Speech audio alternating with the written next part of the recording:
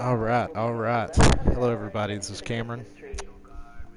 Playing The Division today. We're going to be running Survival. At the same time, we're going to be looking up some videos. I've decided to switch it up. Instead of just doing straight Alex Jones, I'm also going to be mixing in Tucker Carlson, Sean Hannity, Tommy Lauren, those sorts. So, if you have any comments on who you'd like to hear from, feel free to watch our live broadcast and comment on Readings YouTube with indicate us. this area is safe. We also have parties sometimes going for PlayStation 4 if you want to join the party. Just remember to keep it clean. Right now, I'm looking in the subscriptions folder of my YouTube account, and I see got Alex Jones' official statement on Pepe Le Frog lawsuit. Let's hear it.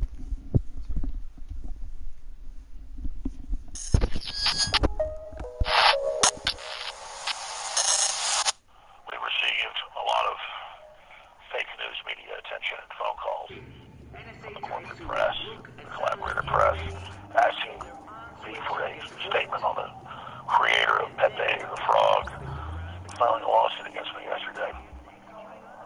Well, first off, you have to look at this in context of CNN going after our sponsors and other leftist organized groups trying to target us as well with the fake EEOC complaints. And with all the other things that are going on, this is a concerted effort to create the perspective and to create the consensus that InfoWars is public enemy number one and is being destroyed.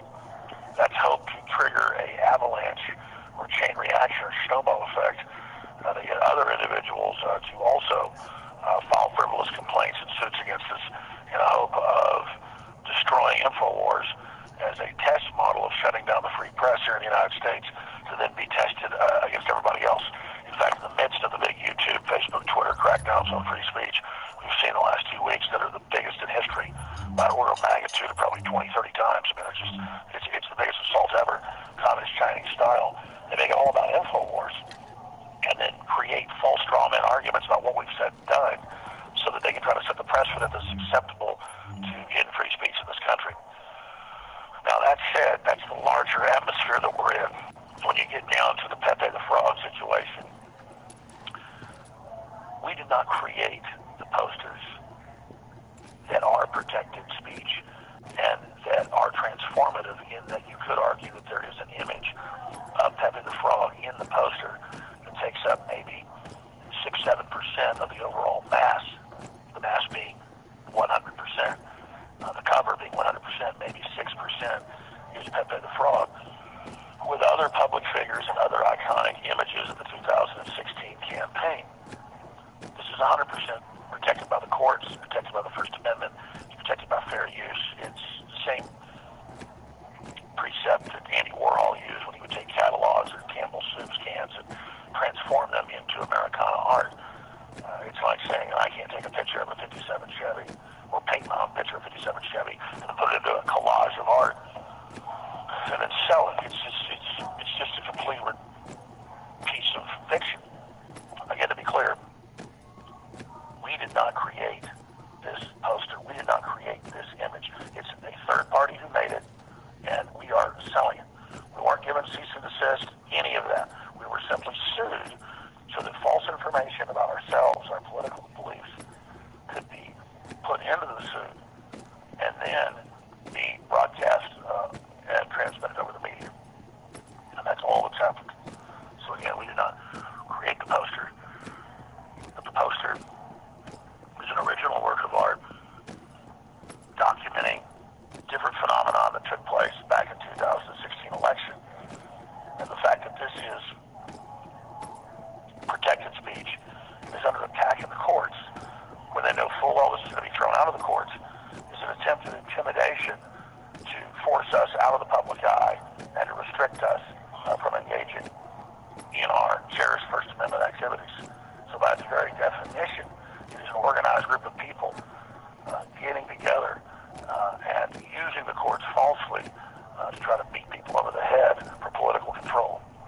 So it's up to the American people to realize what a serious threat this is.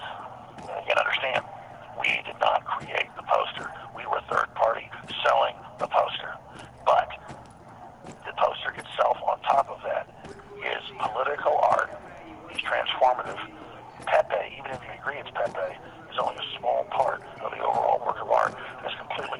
protected under the First Amendment of the United States Constitution. So everybody's got to ask themselves, why is the so-called left so authoritarian? Why are they so anti-free speech? Why does NPR decry Latin American newspapers, getting threats and being intimidated, just like I heard them doing a few days ago, which is totally reasonable, and act like they're these great guardians of free speech, but then as a mass, as a group, joining together to use the courts to try to intimidate and shut down free speech. So again, that's my statement on Pepe the Frog. We did not create it. We were a third party that was selling it. Wasn't even a very good seller. That said, the individual has an absolute right to produce it as a work of art and use different images and icons from the public sphere. And now I intend to try to, keep selling it or other variants of it and fight this in court, not just for my rights and my liberties, but for everyone's liberties, including my children, so they can grow in a future where they're free of this type of intimidation and harassment. And I want to be clear, I look at all remedies, not just to defend myself, but to defend others by offensively countersuing not just this individual, but other individuals and groups that continue to try to silence InfoWars. But our audience of hardcore activists and liberty lovers are fully awake and are pouring out massive support for us. And so this is truly the big fight of our age. This is the fight for the heart and soul of America. If you are receiving this transmission, you are the resistance. Climb to the top of the food chain with Alpha Power by InfoWars Life. For those who want to increase testosterone and energy levels. Most men know that testosterone levels begin to decline starting around 30 at a rate of about 1 to 2% per year. This affects drive and muscle loss. Alpha Power is packed with some of the most potent and clinically tested ingredients on the market. The secret is in the synergistic blend of ancient ingredients that have been concentrated into their most potent forms, including Uricoma longifolia, originally from Malaysia, maca root from Peru, horny goatweed from China, and tribulus from India. Reach your alpha male potential with Alpha Power. Head to InfoWarsLife.com and secure your bottle today. Come on, move it! We don't have much time. We need to be in the air before the storm hits. But we've got a storm coming in. They say it'll make Sandy look like a snowball fight. We're locking the Alright. I don't know about Alpha Power, but I personally can tell you Brain Force, excellent stuff. Changed my life, like seriously, it's game changing. If you could be up all night doing God knows what, working, whatever, and have to go in the morning for another 8 hours, you just pop 2 and you're good all day. Even if you just pop 1 in the beginning and another one 4 hours later, consult a doctor, but it's definitely something I'd advise. Alright, now we have, coming up next, Trump proven right, North Korea backs down. Sounds interesting. Let's see what's going on there. Geopolitical stance by Trump that increased the likelihood that this would happen. In other words, not just the tweet, but the tweet worked. They immediately started to back away. Now they're in talks to denuclearize entirely, as opposed to Obama, who just made it worse, as opposed to Clinton back in the 90s, who gave them the technology to build the nukes in the first place. If you are receiving this transmission, you are the resistance. We are live for the final segment of the Alex Jones Show. Remember, War Room is coming up next, so stay tuned for that. But let's get into North Korea. Do you remember back, I think it was in early January, when President Trump tweeted to the horror of the peanut gallery press and the leftists that he was prepared to use his nuclear button when it came to North Korea. Let's flash back and read that tweet, actually. Trump said, North Korean leader Kim Jong-un just stated that the nuclear button is on his desk at all times. Well, someone from his depleted and food-starved regime, which CNN loves, by the way, and fawns over and worships their mainstream, please inform him that I too have a nuclear button, but it is much bigger and more powerful one than his, and my button works. Now, what was the reaction to that at the time? Let's go to this MSNBC video where the analyst literally says, This tweet threatens to make the planet uninhabitable. That's literally what he said. That this tweet put the planet, the survival of the planet itself, at risk. Let's go to this video. From this interesting thought from Donald Trump about the size of his nuclear button and the threat that he just put up against the North Korean leader. Your thoughts?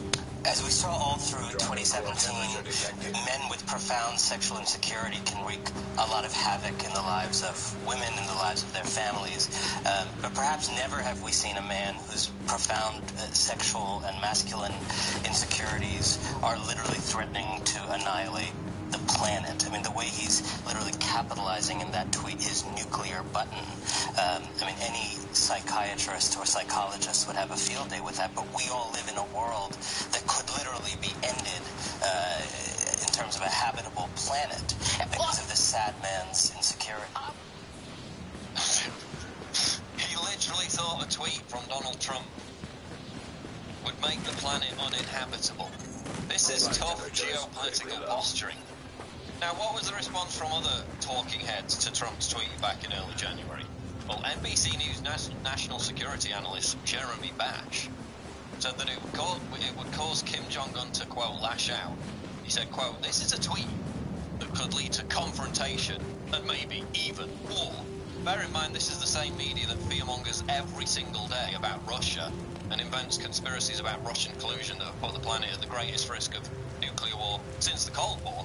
Oh, but when it comes to Trump tweeting, no, that's going to lead to war, according to NBC national security analyst Jeremy Bash.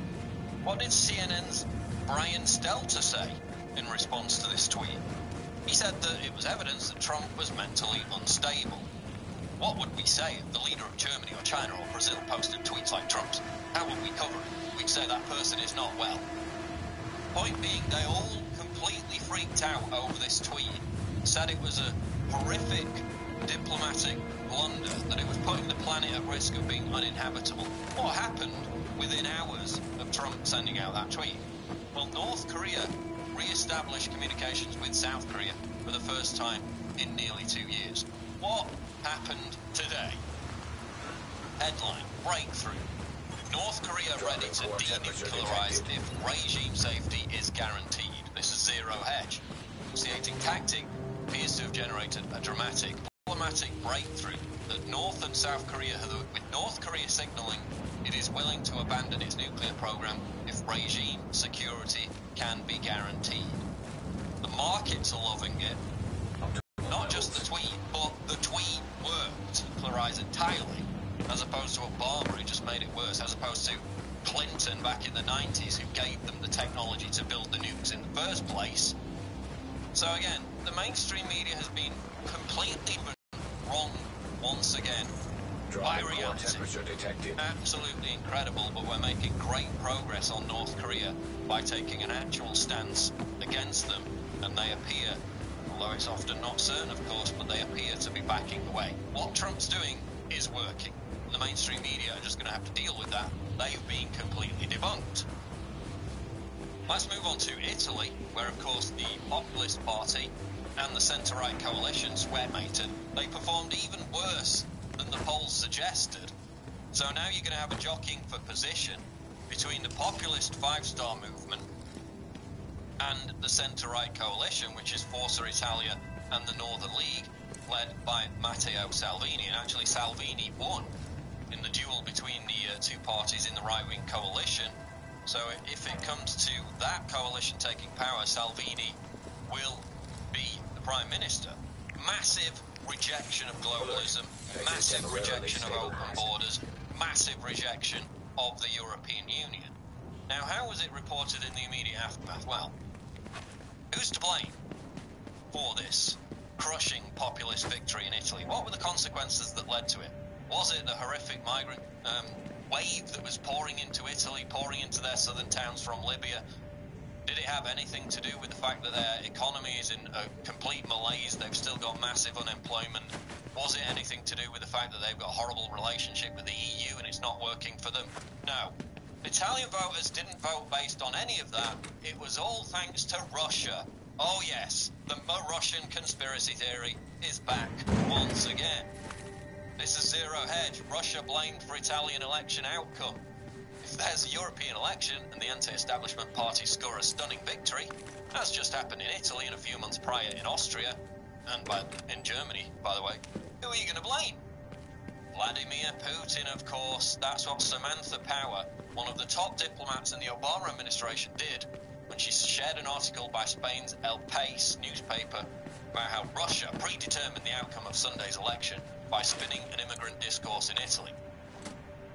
So, because some Russian news outlets talked about the fact that Italy had a problem with mass immigration, with literally like 20-something-year-old girls being butchered and cannibalized, which happened in, I think it was in Rome or another big Italian city a few weeks ago. They actually found that they cannibalized the woman.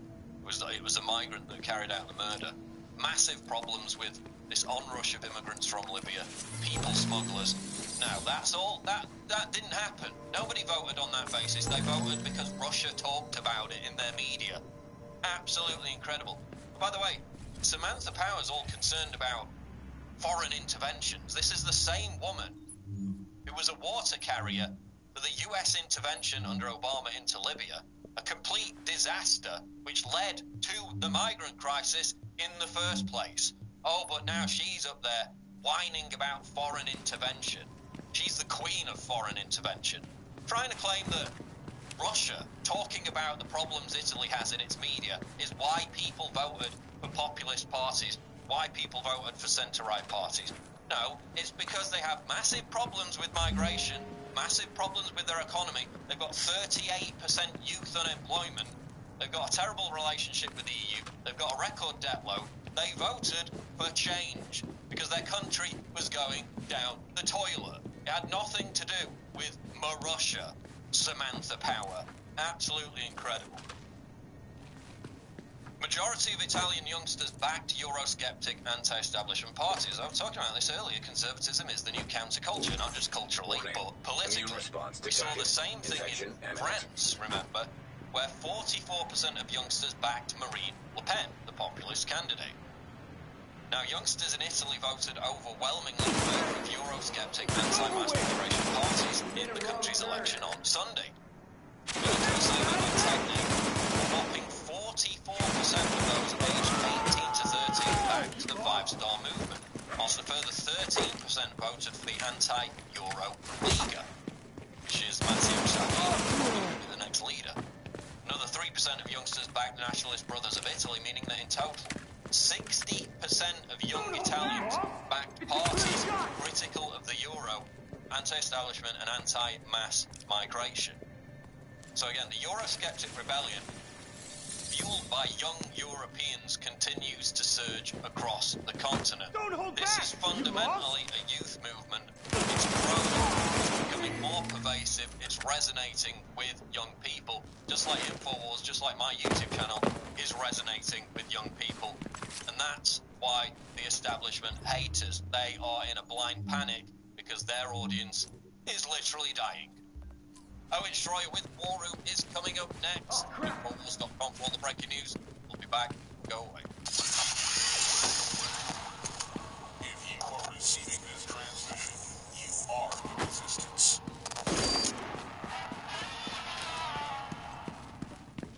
Oh, crap!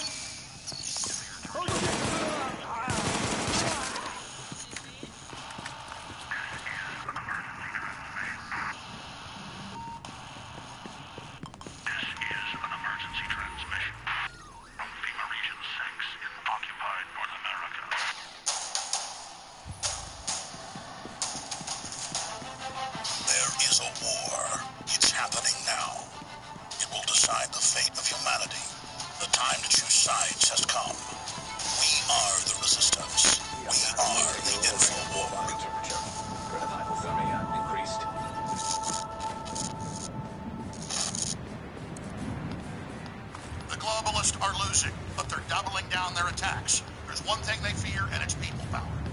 InfoWars has defeated their censorship so far only because of you. Spreading the links, spreading the articles, subscribing, clicking the notification buttons, and getting the articles articles and videos out.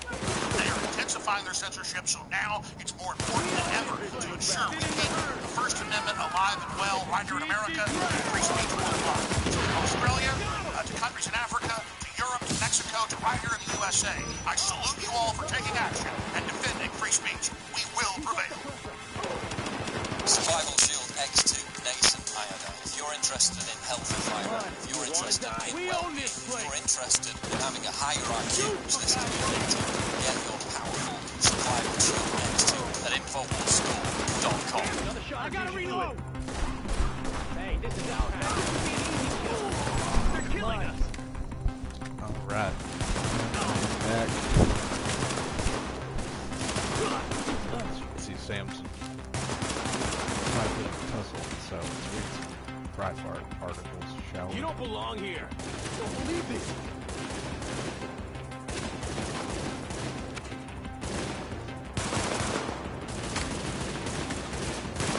So, right now, at 6:18 p.m. from my Breitbart app, the paper says, Trump's tariffs of love. Update Gary out. By Pam Key, top economic advisor to put POTUS to resign. Top advisor to POTUS to resign. Your body temperature is now hypothermic. Yeah, I know. Lefties. Connell worried. Mexico threatens to retaliate. Ooh. Sensitive content. Twitter hides Trump posts for sharing Drudge headlines.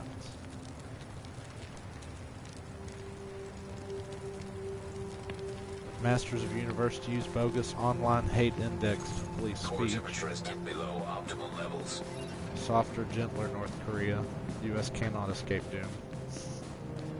Trump hopes for very peaceful, beautiful path. Kimmel takes bait triggered by Trump's lowest rated Oscars tweet. Ah. So, let's see what's up with Trump and the tariffs.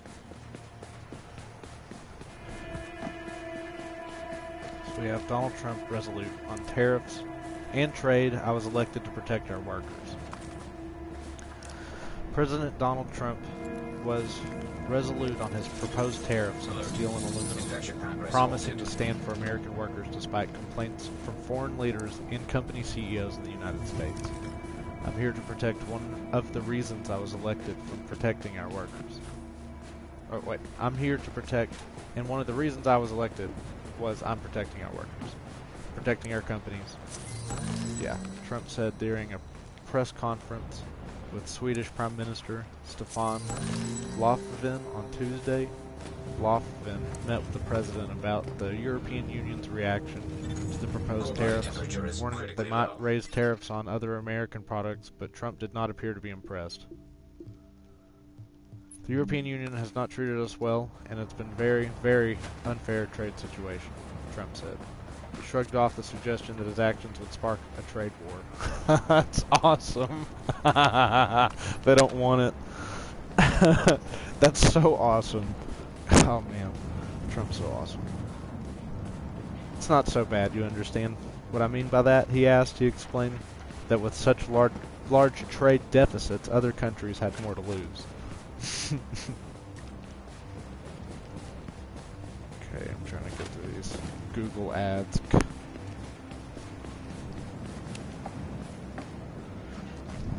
The trade war hurts them, it doesn't hurt us, so we'll see what happens, he said.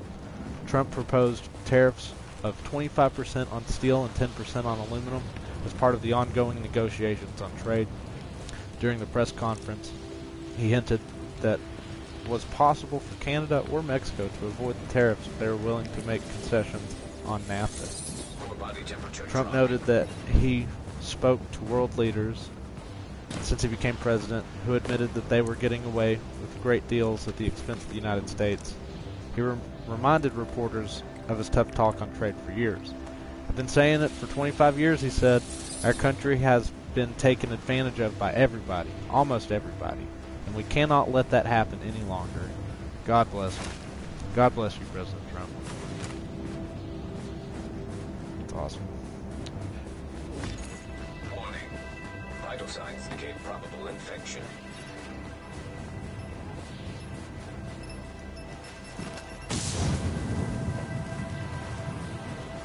We're back on the YouTube carousel. Let's go to home and see what Google's got cooked up for me in the algorithms.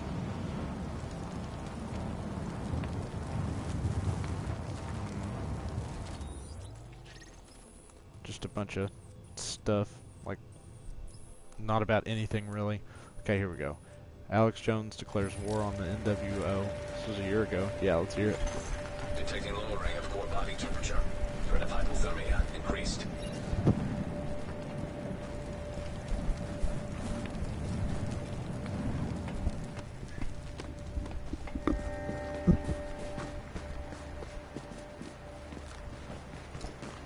We've got an app that we came out with about 5 years ago. That's just an audio app that over 1 million people have downloaded for free. It's the Apple app. There's a bunch of other apps that are out there that other people have made. They're Droid apps that are not ours. But I love getting all the customer service emails, calls about everybody else's apps that aren't ours. That's fine. I don't care. I'm not complaining. But we have made InfoWars Live app. And I'm getting right back into the terror attacks and the bombings and the stabbings and all the other jihad fun that's going on, because we dare give these people welfare and bring them here and just give them everything for free, and then have our leftist media piss all over us. Excuse me. I'm just so angry right now. I'm really so fundamentally angry with the media, how deceptive they are, what traitors they are, how low they are. Hillary, all of you are just sickening, horrible people. You are just... You have to work to be such scum. And I'm so sick of you, and I'm so sick of some of the general public that still sits there. It's like that Perino lady during a Bush press conference, or during one of those White House press conferences. She was sitting there, and they said, "Is it true the dollar's down? And that's why oil prices are blah, blah, blah." I mean, you don't need to ask her if that was the case. You could just go do basic economics and know it. But it's like, it's not a terror bombing till they say. It's not a Muslim till they say. It's not a crime till they say. For at least 5 years, and we've had the witnesses on. In Homeland Security, they're not allowed to call a terror attack a terror attack. They're not allowed to call a mosque a mosque. They're not allowed to call a Muslim a Muslim. They're not allowed to call an Al-Qaeda person or an ISIS person by their name under federal regulations, or they get reprimanded or fired. I mean, we've had the whistleblowers on. We ought to have them back on. Imagine that. This is the level of control. You think they're just telling us don't use the word Muslim or bomb or terror attack? That's what the FBI is told. That's what Customs is told. That's what it is to live in a mind control country where they tell you what language to use. Because the sickening globalists and George Soros are allied with radical Islam and are taking over 23 countries as we speak. Taking them over. The West is only in a destabilization program right now. We aren't to that point yet. But in Sweden and Germany and France, they're putting ads on saying, "You are demoralized, you are dead, you are over, give up to the hijab, give up to Muhammad and Allah! Allah Akbar! We're gonna stab your daughter at the mall! We're gonna stab your wife, your son! We're gonna stab you with a butcher knife!" And then the police chief's gonna get up and say, "We love our Somalis! We love our Muslims! Oh, they're so good! Oh, they're so sweet!" I was watching Fox News as I worked out this morning, and they had the police chief on making excuses from that town in Minnesota. And they had the Fox News host, this is the Fair and Balance channel, going, "Donald Trump really stepped in it this time. He said it was a bombing before it had officially been called a bombing, and Hillary's on him, and she's got some really good points." Time to earn your place. Get out of that console, no mercy. Fox is where MSNBC was 2 or 3 years ago. Now MSNBC is foam-at-the-mouth deception, and is so filled with hate of you and your family, they can't even control it. I mean, you look at the body language of Rachel Maddow. She is in a sport, a death sport. She wants to conquer you. She hates Christians. They had a former top diplomat come out last week and say, who hadn't even really been a Christian, he says, "Man, I'm not even a right-winger or a big Christian. I'm telling you, we gotta pull the article. We don't have that guy on. He said, we're taking Russia down because they're Christian, period. Hollywood runs the U.S. and they hate Christians. I mean, I'm telling you, people, this is sick. The leftists hate Christians so much that they will literally burn this country down if they need to get full control. It's like George Soros in his emails is talking about how to bring Israel down. You say what you want about Israel. Israel's done some oppression, done some bad things, but they're fighting people that want them exterminated. What do you expect? Then there's the argument, well, you know, Israel didn't have that area for 1,000 years. Okay, but I mean, the Jews were in the Middle East at one point. People argue, oh, there's no Jews. Those aren't real Jews. Then they do the DNA test and test the bones. It's the same damn people, you know, mixed with Europeans. It doesn't even matter. I've never even been some Israel firster. But that's back when the globalists were trying to stir up the Middle East. I was trying to stop this clash of civilizations. They've done it. They've radicalized the Muslims. They've blown the doors open. The borders are open. The Mediterranean's open. Georgia's open. Albania's open. Macedonia's open. Turkey's open. Millions are pouring in, people of the very worst type that kill each other. Do you understand? It's an attack. It's red level. It doesn't matter now. You got to choose sides at this point. The globalists have overrun us. There's not 100,000 people they brought in. They brought in 100,000 Somalis in the last year or two. They're now admitting that in the news. I told you it's not 100,000 total. It's hundreds of thousands per country. It's millions. They're everywhere. You gotta warn people. You are now entering a safe area. You understand? I don't fundamentally hate Muslims and want to kill them. I tried to stop those wars, to contain it, and try to reform those countries with earlier policies our government had under Eisenhower. But those policies to stabilize the Middle East, put women in college, and take them out of the dark ages have been blown wide open by the neocons and the Democrats and George Soros. They are putting the very worst, bloodthirsty, creepy weirdo dudes in white pajamas that have sex slaves in control with trillions of dollars. And I will be, you know what? I will go to hell before I sit here and I watch this country and the world turned over to these savages. I'm done, I'm pissed, and I'm not putting up with it anymore. Let me tell you something, you filthy traitors in the government, you pieces of crap.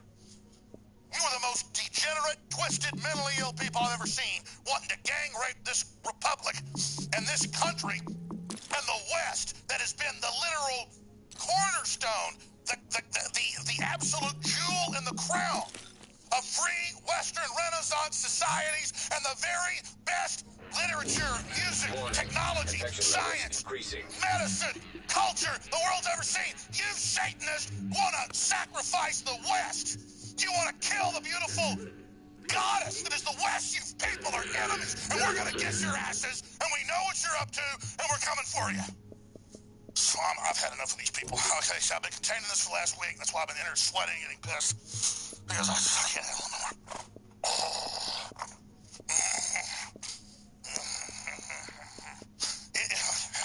It is an absolute fact that they're coming for all of us, okay? And I have just come to that realization, and I am so pissed at the filth that runs our government, and I'm even more pissed at the collaborators in our media, and our military, and our police forces, and in the general population that can't see a total takeover when it's staring you in your eyeballs. It's not like it's some threat coming from 1,000 miles away. It's not like it's over the hill and around the dale. It's here. Let me start over. Excuse me.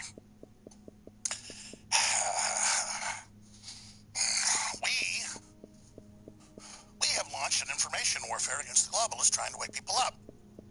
We've proven we know exactly what their battle plans are, and hackers have gotten all their information, and it's exactly what we told you they were doing, because most of these globalists have already written books and brag about 95% of what they're doing. We've just got the other 5% of what they're planning, and it just completes our worst nightmares.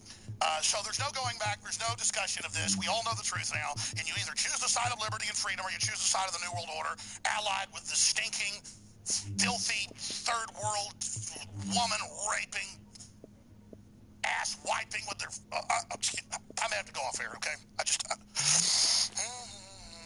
See, I've been holding this back, not blowing up on air for a few weeks. I'm sure you've noticed. I've been trying to control myself, trying to be professional about this.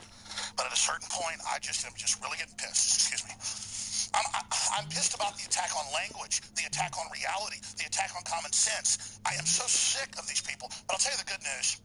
That lying witch, Hillary Clinton, is on her last legs. And so thank you, God. Thank you for the hand of doom coming against her. I don't wish her any harm, but I wish you to have judgment on Hillary Clinton. I want everyone to pray for judgment on Hillary Clinton. Let's pray. Our dear Heavenly Father, please help us to be strong and help us to protect the innocents. And please help us to rebuild this nation. And we repent for how evil we've been. But please, please, please, please don't put us into the hands of these people, for God's sakes. Please, I know we've killed 50 million babies. We're so horrible, but my God, this country's trying to wake up. Please let us not be taken control of by the filth of the planet. Amen. Oh, my God.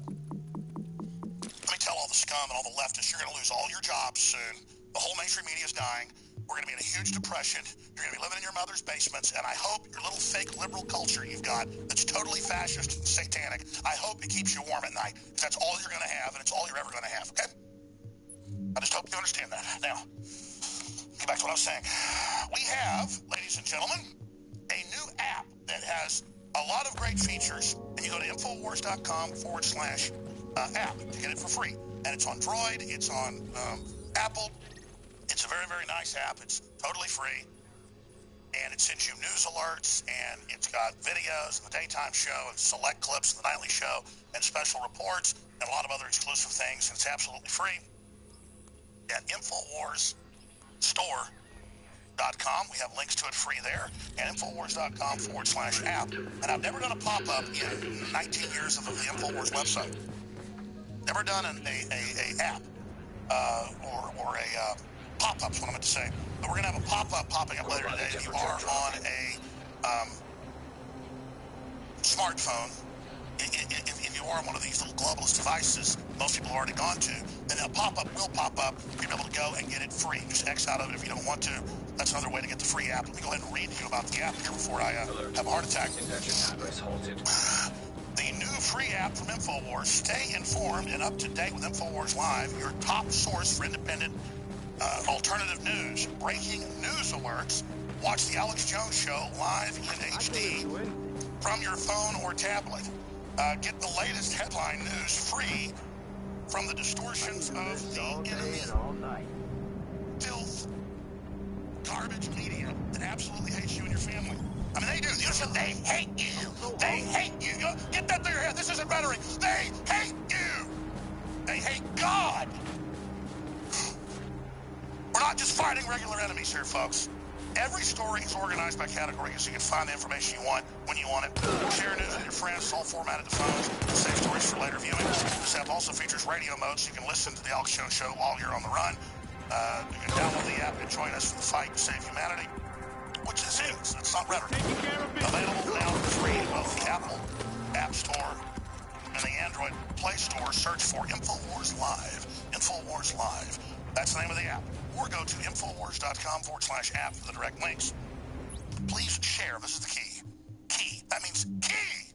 Share this app now with all your family and friends. The future of the Republic depends on it.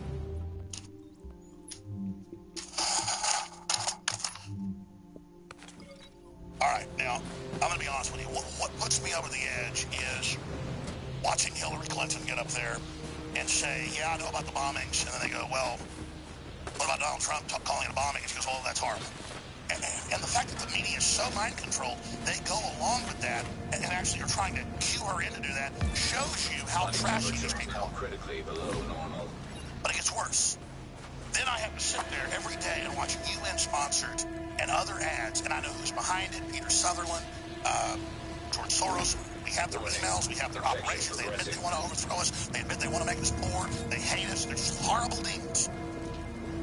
Connected to every form of evil you can imagine.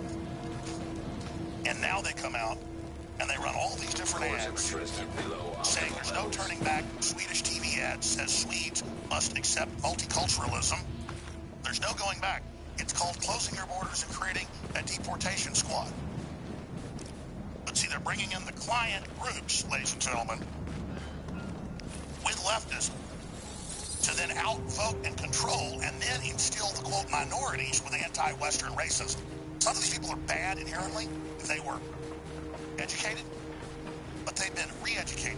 They've already come out of an authoritarian system, so they will comply immediately with the new tyranny. This is an alliance. This is a takeover. The article's on Infowars.com, and it ties into all the other videos we've been playing lately with, oh, I wear the hijab, I'm a German woman, I'm like Turkish now, brought to you by the United Nations. This is how they're pushing all this garbage. Let's go ahead and play this clip without our bug, so I can read the subtitles, please. I'm going to play this clip. This is from Swedish government-funded ad. Okay, this is this, and imagine what they're teaching kids. If you think this is bad, here it is, with a key quote at the end about how this is the, quote, new country. Let's go ahead and go to it. There's no way back. Sweden will never be what it was once. Europe is changing, and Sweden is needing a safe space for people to live in. Now we must look forward and find a way to live side by side. Now we must look forward. It's time to realize that new Swedes will claim their space and bring their culture, language, and habits. And it's time to see that as a positive force. To be Swedish must be more than skin color, and place of birth must be you and everybody together. That means Semitic, no culture. It's not only new Swedes that need to integrate. Everyone needs to integrate, even established Swedes. You must immigrate to them. Immigration is about finding mutual understanding. Let's create a future that is based on equal parts reality and belief in the future. Let's build a country where we put hate and fear aside. We all have the new country within us, in our worldview, thoughts, and actions. It's time to react, create a country together that is proud, inclusive, and sustainable. It's time to create something new, the new country. Drop in core temperature detected. Okay, and then the something new is a woman in a hijab. Because you're bad fundamentally, you have to create a safe space. This is all social justice warrior nomenclature from the UN. And this is saying you must submit, Sweden. You've only taken in, what, a million Muslims the last few years. They're only record rapes. The police are ordered to cover it up. They're only, doing all this stuff, but it's okay. Because you need to submit to it and you need to accept it. And they have accepted it, so the answer is more, more, more, more, more. And when they bomb you, it's not a bomb. When they stand you, well, you better put a hijab on and submit to them. This, how do you bring down national sovereignty? How do you do this if you're mega banks offshore? You bring in people that are uncompatible. Total divide and conquer. I'll admit, though, it's so bold, it makes my head spin. We'll be back. Stay with us.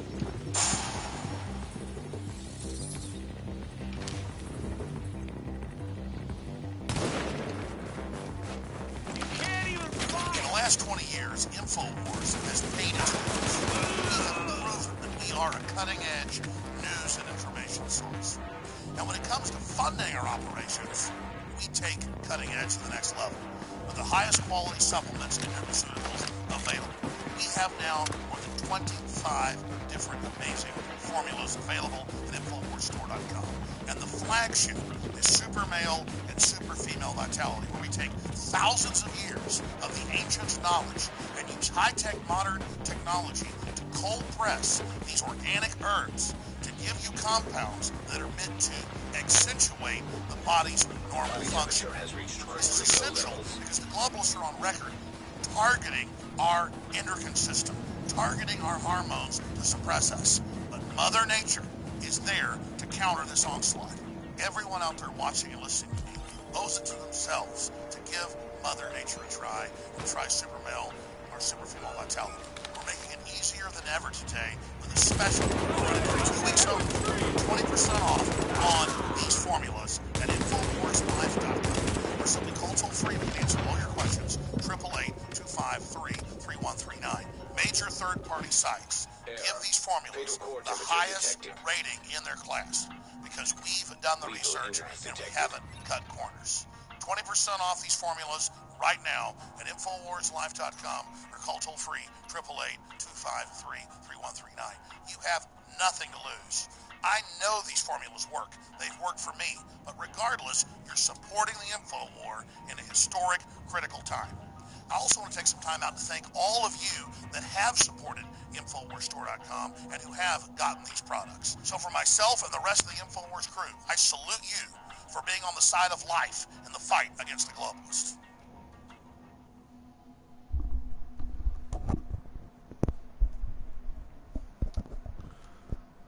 Alright. So that survival run has ended. Let's see, what time is it? 6:42. What do you think, Sam? Think you should be going home soon, or we could continue this one? Yeah. Alright. Yeah. I gotta use the bathroom, so if you want to go ahead and get it started for me, put something on. Yeah.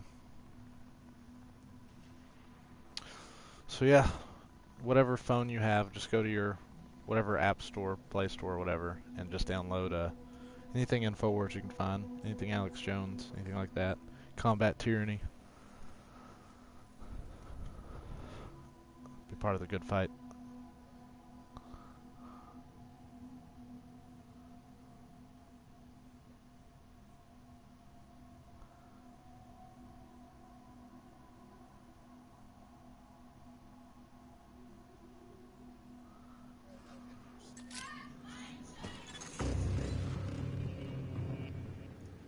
Incoming supply drops. Yeah, let's see what we Calibrating say. landing zone coordinates.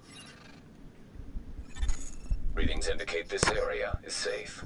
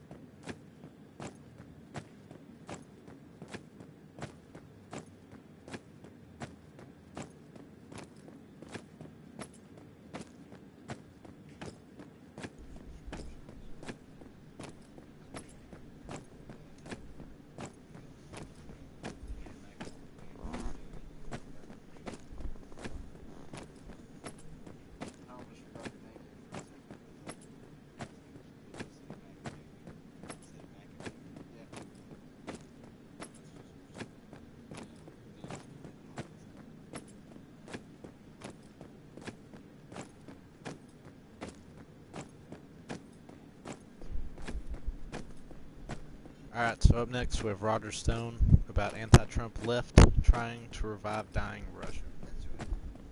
A terrific piece at InfoWars today by Dr. Jerry Corsi explains why the mainstream media and the Democrats they're in bed with are seeking to reinflate the entire debunked Russian collusion narrative.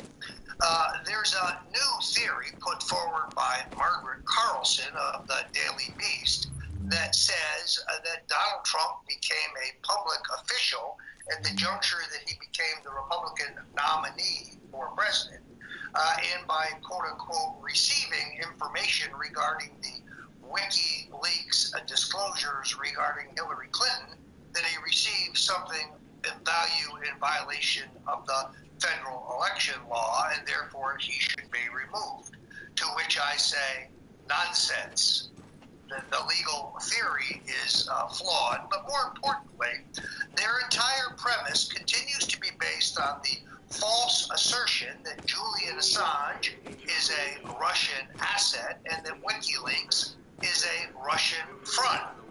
As we have said thousands of times here at InfoWars, this is false. Julian Assange is a crusading journalist. WikiLeaks is a news organization. They do a better job than the New York Times and the Wall Street Journal and the Washington Post of taking information they obtain from whistleblowers and publishing it. That is what journalists do, and they are protected by the U.S. Constitution. The assumption that communications with them would be improper because they're Russian agents is flawed in itself.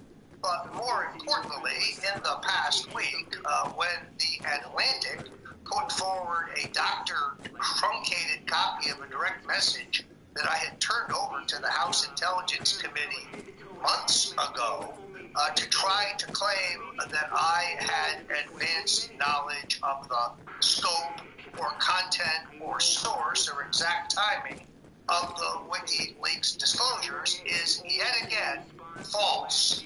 There is no evidence. In fact, only in this atmosphere can a direct message that had been turned over to investigators leak that is entire exculpatory and proves beyond a shadow of a doubt that my messages were not a secret, and they prove my assertion that I had no advanced knowledge of the WikiLeaks disclosures. But to go a step further, I never discussed this matter with candidate Donald Trump, not before, during, or after the election. So what the president knew about the WikiLeaks disclosures, I couldn't tell you, but I assumed whatever he learned from reading the mainstream media coverage. And while we're at it, because it's important to add this, no, I did not know and never said that I knew about the WikiLeaks hacking and publication of John Podesta's emails in advance. I just had an inquiry from Vice, as if they cannot read. My prediction that John Podesta's time in the barrel would come is based on the January 2016 expose of John Podesta's extensive dealings in Russia, the uranium deal, the gas deal, the banking deal. I can read, and therefore I predicted that John Podesta's time in the barrel, his time under public scrutiny, would come, and it did, as those business activities were widely covered by the Wall Street Journal, Bloomberg, and others ad nauseum. This is an attempt to inflate an old, debunked, and disproved narrative. It's the latest effort to refire the Russian collusion delusion. Today, Sam Nunberg, the fellow I know from the Trump campaign, has said that he was asked by the special prosecutors if I ever met Julian Assange, whether I flew to London to meet him. Let's be abundantly clear about this. My passport proves I never left the country in 2016. I never have met or spoken to Mr. Assange. I had no advance notice of their publications, and I never claimed that I did. Assange himself has said repeatedly that my writings and my own Twitter postings are based by a keen following of things he had already said and predicted. Things he had said in interviews and things he had said in his tweets. So while I have no responsibility for Mr. Nunberg's comments, he speaks for himself. I reiterate that as a longtime advisor and supporter of Donald Trump, and one who was briefly on his campaign, I assumed that sooner or later Mr. Mueller would ask to see my emails and communications. I reiterate that I have no knowledge or involvement in Russian collusion or any other inappropriate act. Now, Roger, there's an article that came out in The Hill today with the headline, Roger Stone, Mueller likely trying to snag Trump over Flynn and Comey firings. And in this article, they break down a statement from you made on a radio show that basically the way they're trying to get to Trump is through these firings. Just like what they've actually indicted people for is not colluding with Russians, it's lying to the FBI or other trumped-up charges they can get against them. This is kind of 3 weeks behind the curve. When it was made public that the special counsel wanted an interview with the president, I went public and urged him not to give an interview to the special counsel to work out a compromise in which he perhaps submits to written questions. My fear being that the president knows in his heart that there is no evidence of Russian collusion. And he knows in his heart that he himself has done nothing wrong.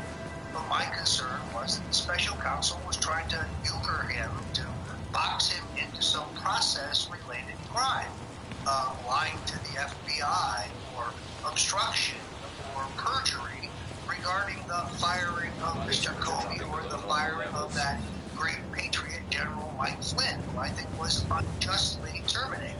So the Hill's story, while accurate, is about 3 weeks late. Well, that's what we should expect from fake news and, establishment media outlets, is that they're always weeks late when it comes to these stories. You broke things like this, on InfoWars weeks before it comes out in the news.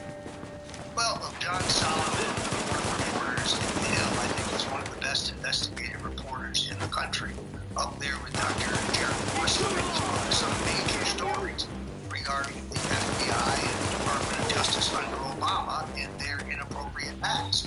But in this case, I think that story was based on a radio interview I gave for airing yesterday. It was taped about a week ago, and it's nothing I have not said previously. The president should seek a compromise with the special counsel. I don't think he should stiff them. I think he should do as President Reagan did, perhaps respond to their questions in writing. I would be opposed to a free-wheeling exchange because I think that is a perjury trap, that's a setup. Well, you yourself were called to questioning from the House Intelligence Committee, and they bring you in there. They don't tell you what you're going to be talking about in advance. They made it a private hearing so that you could not have your statement publicly known, which is why we, of course, recorded it beforehand and released it as you were in this closed hearing. That's what they try to get these people with, and that's the process crimes we've seen the Mueller team charge others with, is they try to get you to slip up on something or get, a date wrong with something like that. At least give them the same courtesy they gave to Hillary Clinton. Well, she gave her testimony. Right. Months after they had already said she didn't do anything wrong. Which lasted less than half an hour, as Mike Zimmerman knows. It was in there for 4 hours. Now, of course, I'm answering questions about what I said behind closed doors. Had this all been public, this would all be known. So they get to attack you in public, but you get to defend yourself privately. It seems un-American to me. Yeah. Absolutely. All of that,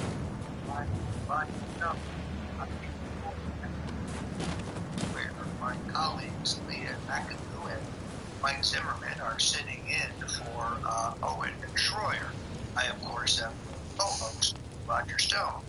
It was my high privilege this past weekend to address the Dorchester Conference in Salem, Oregon. This is a 54-year-old conference of Oregon Republicans, and before it, I had a terrific meeting with a delegation from proud in the northwestern part of the country. In a group photograph, we did the sign of the Proud Boys. Today, I had email inquiries as to why I was utilizing a symbol of white supremacy. Let's be as clear as we possibly can. This does not stand for white supremacy. This was adopted because it is a hidden signal the president uses constantly in his remarks. The last time I checked, this meant A-OK, and with Donald Trump making America great again, things are headed back to being okay once again. Again, we reject the notion that this is somehow tied to white supremacy. It's a smear that let's get that out of the way now.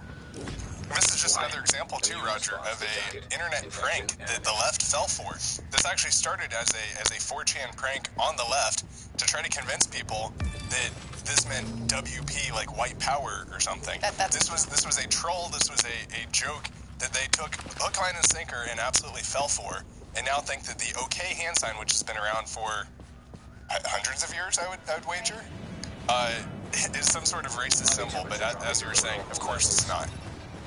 Yeah, no, the folks on the left have no sense of humor whatsoever.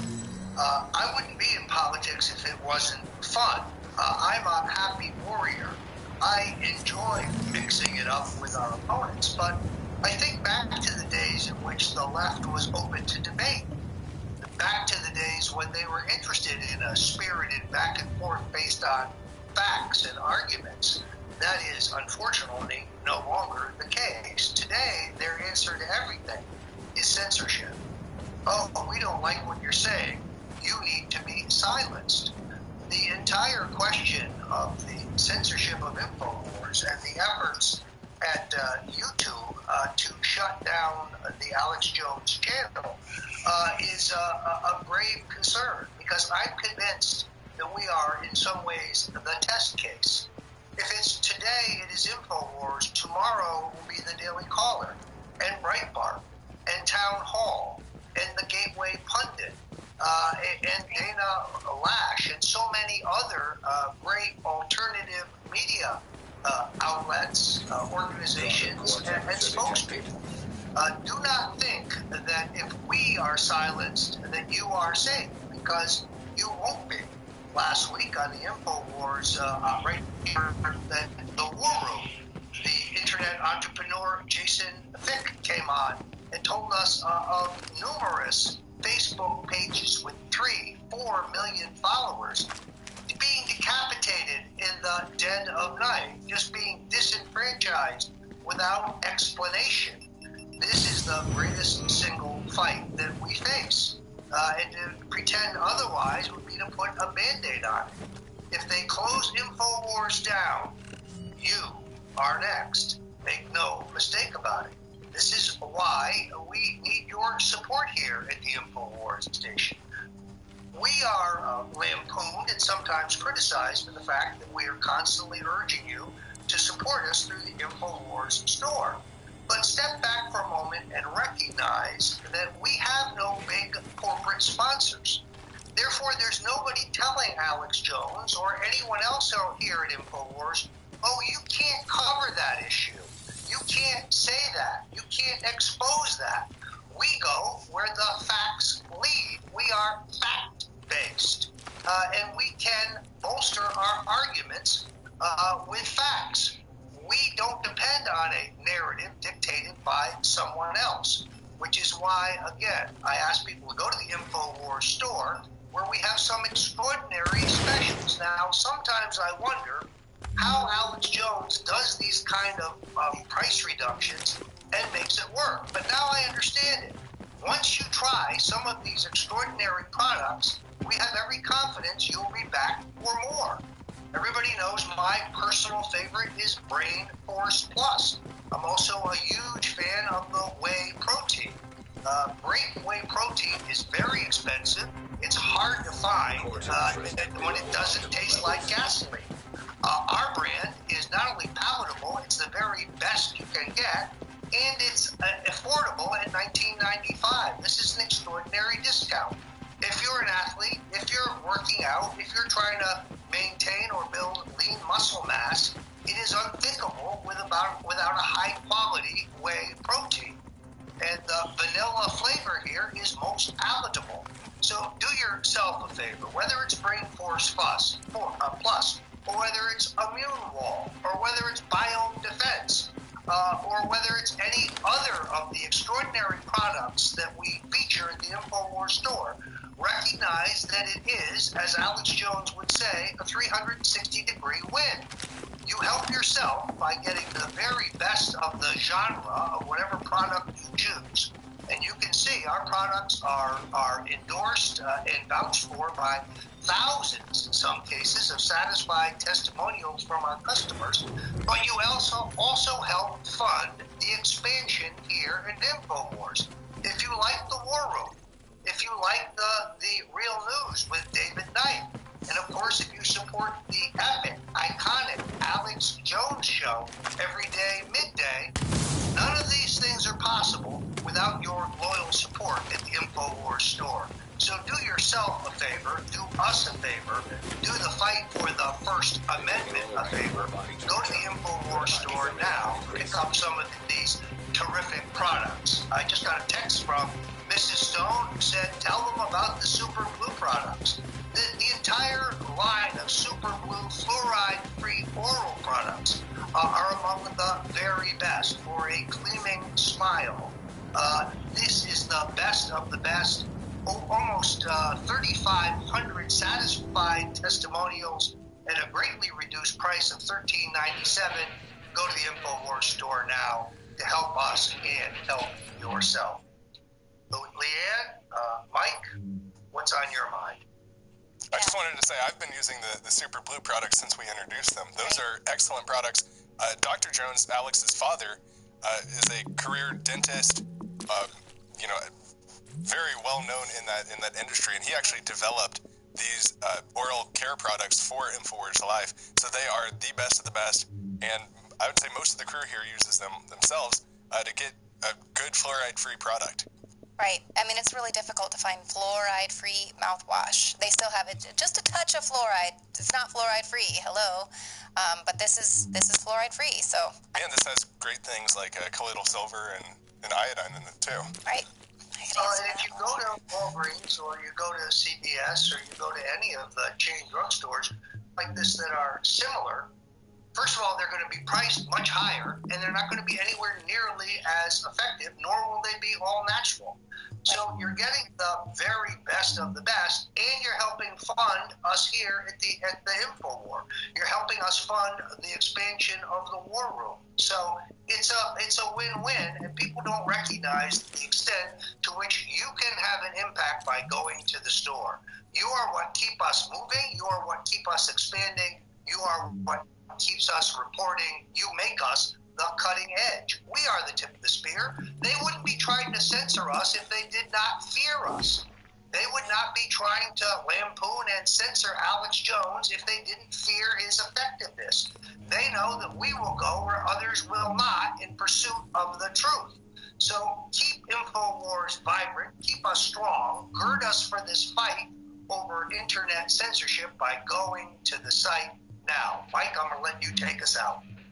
Well, and Roger, in the first hour, we were telling viewers how boycotts of other news outlets have been effective. People went after Breitbart sponsors and Breitbart advertisers. Right. InfoWars is not dependent on those sponsors. We do have ads on our YouTube videos, but we've been so demonetized like other channels over the past year that we don't rely on that. We rely on the viewers and listeners to directly support us. So when the radical left wants to come after us and, let's deplatform them, let's take away their, sources of revenue, they can't do that with InfoWars because we are supported by the viewers and listeners, which makes us so unique and also makes their attacks on us fail.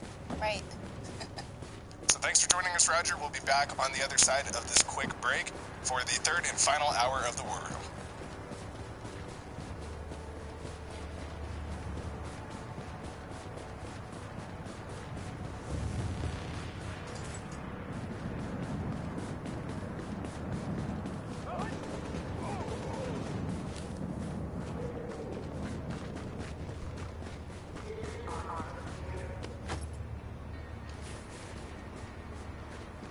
Roger Stone, welcome to Hard Talk. Delighted to be here. We've just passed the one-year anniversary of the Trump administration. How would you describe the political atmosphere in the United States today? I would say improving. The president continues to be a polarizing figure. He came out of a relatively close election where both candidates were exceedingly polarizing. But the rising tide of a stronger economy, I think, is helping him enormously. We have created, under Trump's watch, 2 million new jobs. We have a record stock market. African American and Hispanic unemployment at historic lows. Overall unemployment extraordinarily low. Suddenly you have these billion-dollar companies like Apple coming back to the United States to repatriate money there, to expand there. So I'm growingly optimistic about the president's political position as well as the stature of the country. But all the more remarkable then, if we take your view of a buzzing economy seriously, all the more remarkable that President Trump's approval ratings are at historic lows. Great economy, and yet a president who is profoundly unpopular with the American public. I would argue that he's polarizing rather than unpopular. But you've seen the figures just as I have. I have. I quibble with some of them. Obviously, there are methodology questions and other questions. Let us also recollect that virtually every poll showed that he couldn't possibly win the election. The same pollsters. And in the first year of the presidency, I don't think you can judge his overall success. I think as the economy grows, as he gets more of his program in place, particularly after his historic tax cut cuts in and has some traction, that his approval ratings will go up. What about the sort of more intangible political culture? We have the extraordinary sight of a president who, according to independent fact checkers, has, in the course of his first year in office, delivered pretty much 2,000 false or misleading statements. If you like your health care program, you can keep your health care program. Read my lips. No new taxes. No president has told the people the exact truth. The president has never said anything he didn't believe to. But these are untruths on a scale we've never seen before. Would you accept that? No, not necessarily. I think every politician has a tendency to prevaricate. But we just had the election. These questions were all out there as arguments against his election, and he won. He won anyway.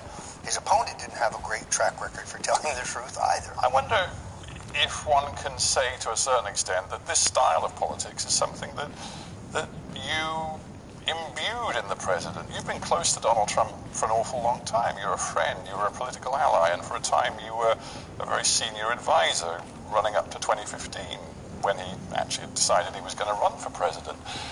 There are people who believe that your attitude to quote-unquote disinformation, which you've been very explicit about, the value and power of disinformation, is something that you passed on to Donald Trump. First of all, nobody imbues Donald Trump with anything. There's no Karl Rove in the Trump world. He marches to his own drummer. He is his own wordsmith. He is his own tweetmaster. He is his own strategist. He is his own speechwriter. He is his own press secretary. He is the chief architect of his own success and extraordinarily improbable election as president of the United States. So here's something you said, here's something you said that it seems to me Trump may well have picked up on. You said, I believe in doing anything necessary to win. Then you added short of breaking the law. Yeah, I actually lifted that quote from Lyndon Baines Johnson, who says it in his biography. What I mean by that is you leave no stone unturned. You don't stop campaigning on election day, as George Bush once famously did in the New Hampshire primary, which probably cost him. So the implication there is that you make an all-out effort. You spend yourself totally short of breaking the law. It has to do with effort, not with And of course, lying isn't illegal, so lying is fair game. Well, you don't go out and lie purposely. Sometimes you end up saying things that prove not to be true. Donald Trump does go out and lie purposefully. We both know that. You can talk about very literal things, size of crowds and things like that, which there is evidence to show that he must know it cannot be true. Evidently, the voters have taken that with a grain of salt because they elected him. Absolutely. I'm saying that your view of politics is it's not about words like values, principles, conscience. It's about doing whatever is necessary. It seems to me that's a political culture that you believe in, that Donald Trump believes in too, and perhaps the two things are associated because you know him and worked with him for an awful long time. I think it's a political culture that every successful president in modern time has subscribed to. I don't think Donald Trump or I have done anything different than has been the norm. Here's a quote for you from I know you know him, you may not respect him very much, but a writer who's looked both at your career and Donald Trump's, Jeffrey Toobin. Yes. And he says, in many ways, Roger Stone created Donald Trump as a political figure. The Trump candidacy was, in tone and profile, a Roger Stone production. Yeah, I'm flattered, but I can't take credit. No, I think it is true that I first thought of the idea of Donald Trump as a candidate for president as early as 1988. And I was drawn to him as a potential candidate because of his independence created by his wealth. Independence in the sense that he was not deeply committed or responsible for the policies of the past. He had no investment in mistakes that had already been made. And what I saw is a growing two-party duopoly in which the two parties working together had gotten us endless war without our national inherent interest being clear, massive debt and spending and borrowing with no end in sight, immigration policies that cheated the people who were going through the system waiting in line and rewarded people who were in the country illegally, trade policies that we were promised would bring us jobs, but in fact sucked the jobs out of America, and a stagnant economy run by people who'd never run a business and didn't know how to.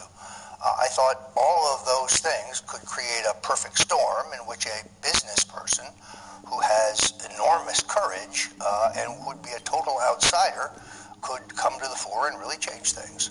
How disappointed, what kind of sense of betrayal did you have when once the Trump bandwagon really started to roll in 2015, a bandwagon that you'd done so much to set on track, you were thrown overboard? No, I would argue that with that interpretation, I most definitely resigned. I showed my letter of resignation to both the New York Times, Politico, and the Miami Herald the night before. Well, if we take Trump's words at face value, because no one breaks up with Trump, he breaks up with you, and there was no point in disparaging or disagreeing with him. I was too busy out campaigning for him. I probably did more television interviews on his behalf after I left the campaign than I did before.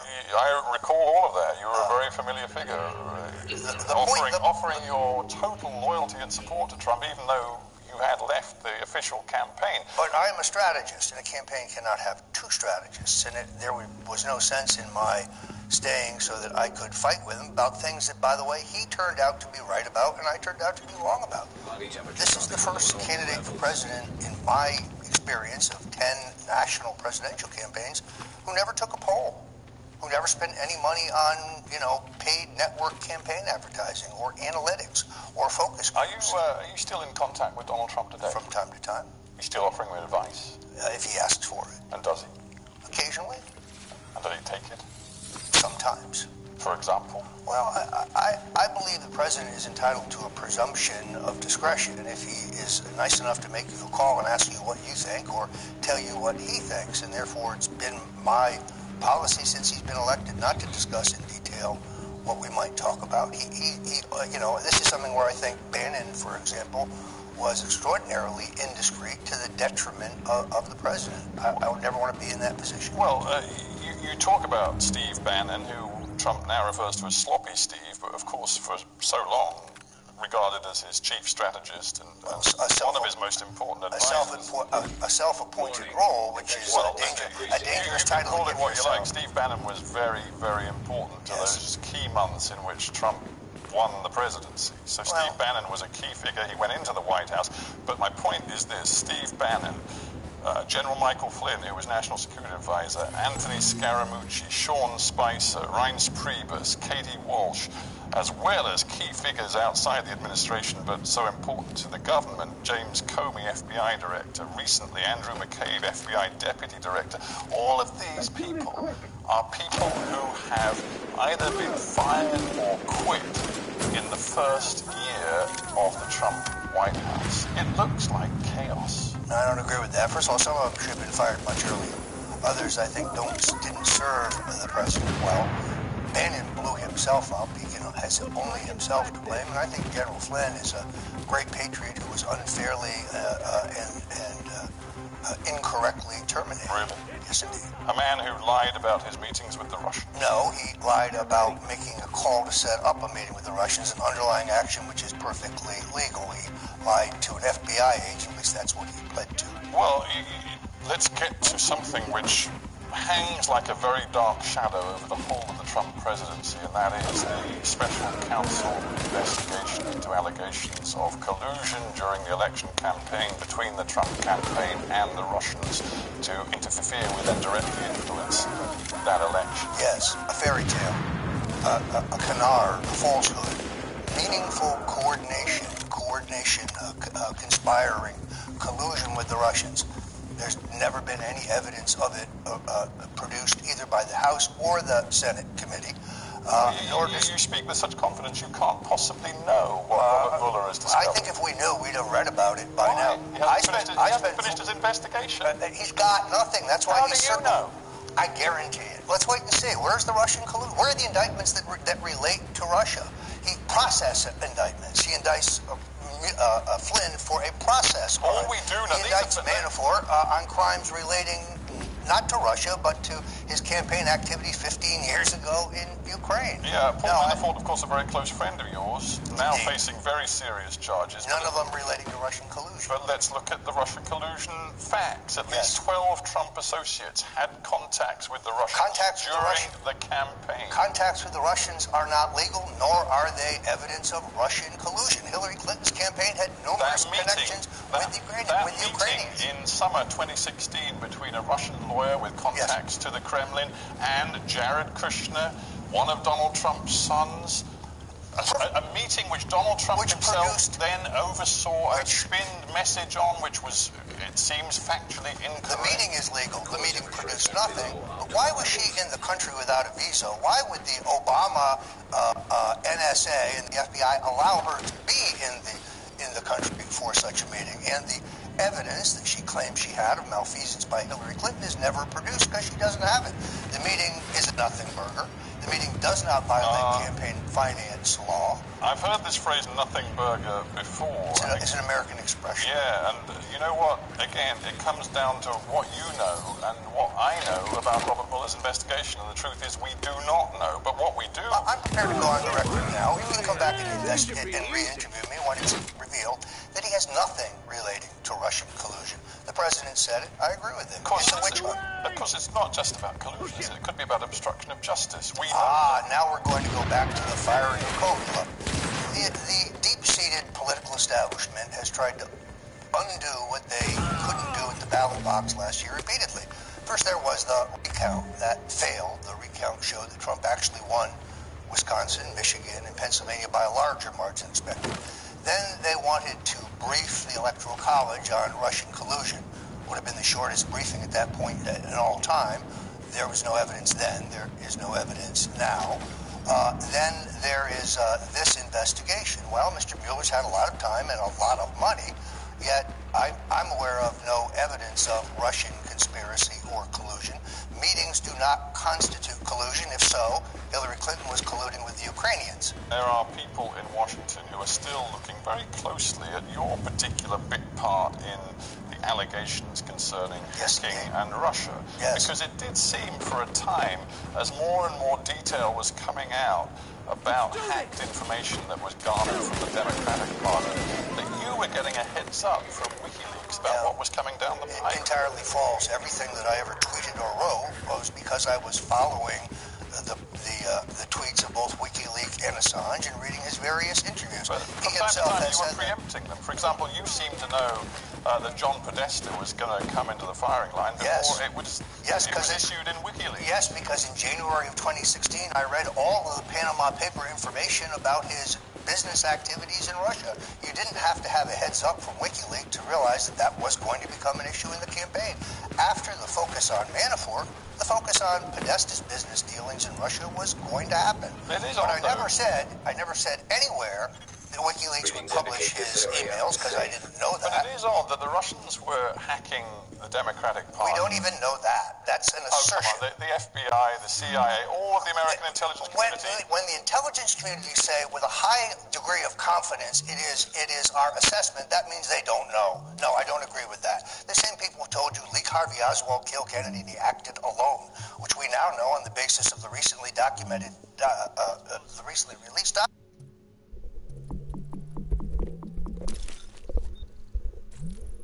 We recently just heard two interesting facts that happened back to back. One, Hillary was in, what was it, the Ukraine? Without a visa.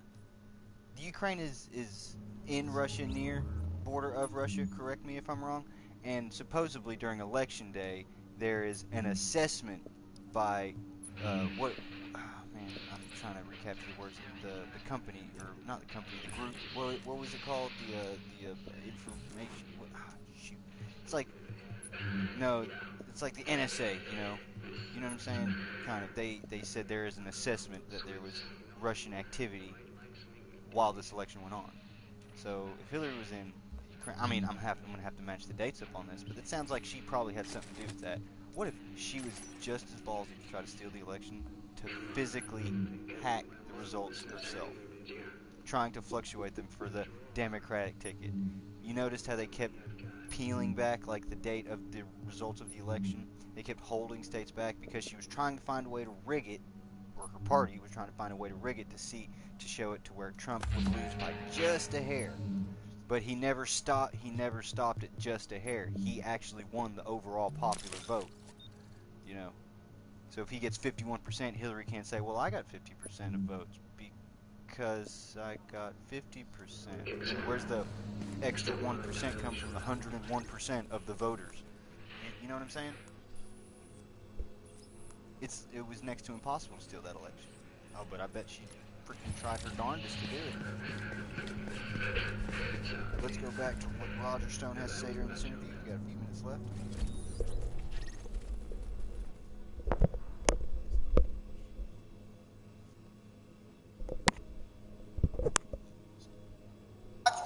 Is unlikely true. Well, you can take your view of what's credible and I can take mine, but the fact is the Russians, according to every credible intelligence official in the United States, were hacking the Democratic Party. The information was being given to WikiLeaks. Right. And as former counterintelligence and you appeared to be ahead of the game in knowing exactly what was going to come out. And as it happens, here in the UK right now, you made a point, I believe yesterday or the day before, of going to the Ecuadorian embassy to try to see Julian Assange. What was that all about? Well, let's take these one by one. As William Binney and Ray McGovern, both former top counterintelligence agents, have said, there's more evidence that the DNC information was downloaded to a portable drive and taken out the back door.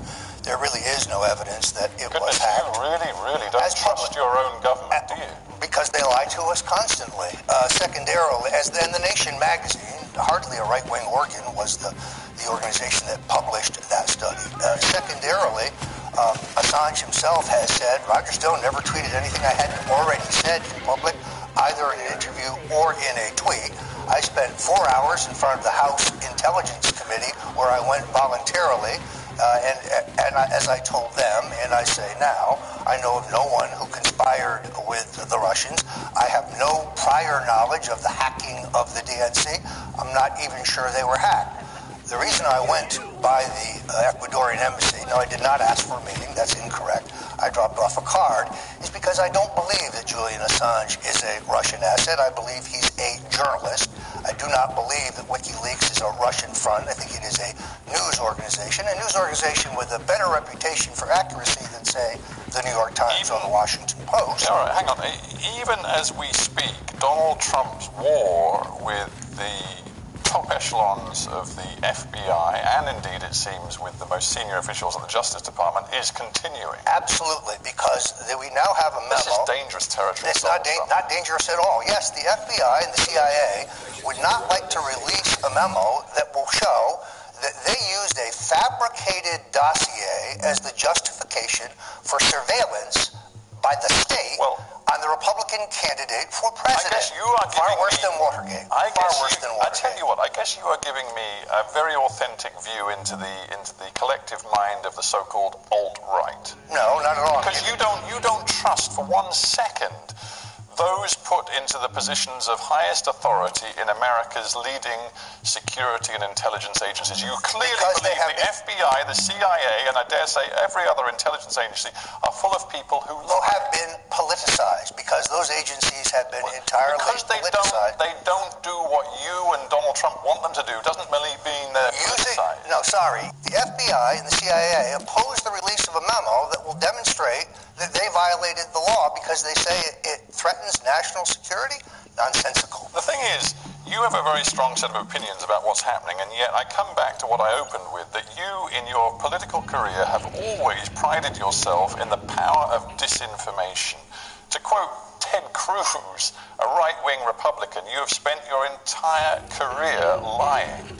So because everything I have said today will be borne out to be true, and you can come re-interview me when that happens. That's how confident I am that I'm correct. Your record suggests that you're, from time to time, inclined to use language which deepens and expands the fractures in American society. You mean like Hillary Clinton saying black people should be brought to heel, for example? No, I mean like Roger Stone tweeting about Negroes, using the word beginning with B for women that he politically has disagreements let's take those down. I did refer to someone as a Negro. I also wrote an apology to that person in my column. But why did you do it? Who knows? Maybe I had to. You know the resonance of the word Negro. You know what it comes up about segregation. Actually, I don't think it's offensive, but because some black people I know do think so, I did apologize for that. As far as calling Ana Navarro a bitch, I stand by that.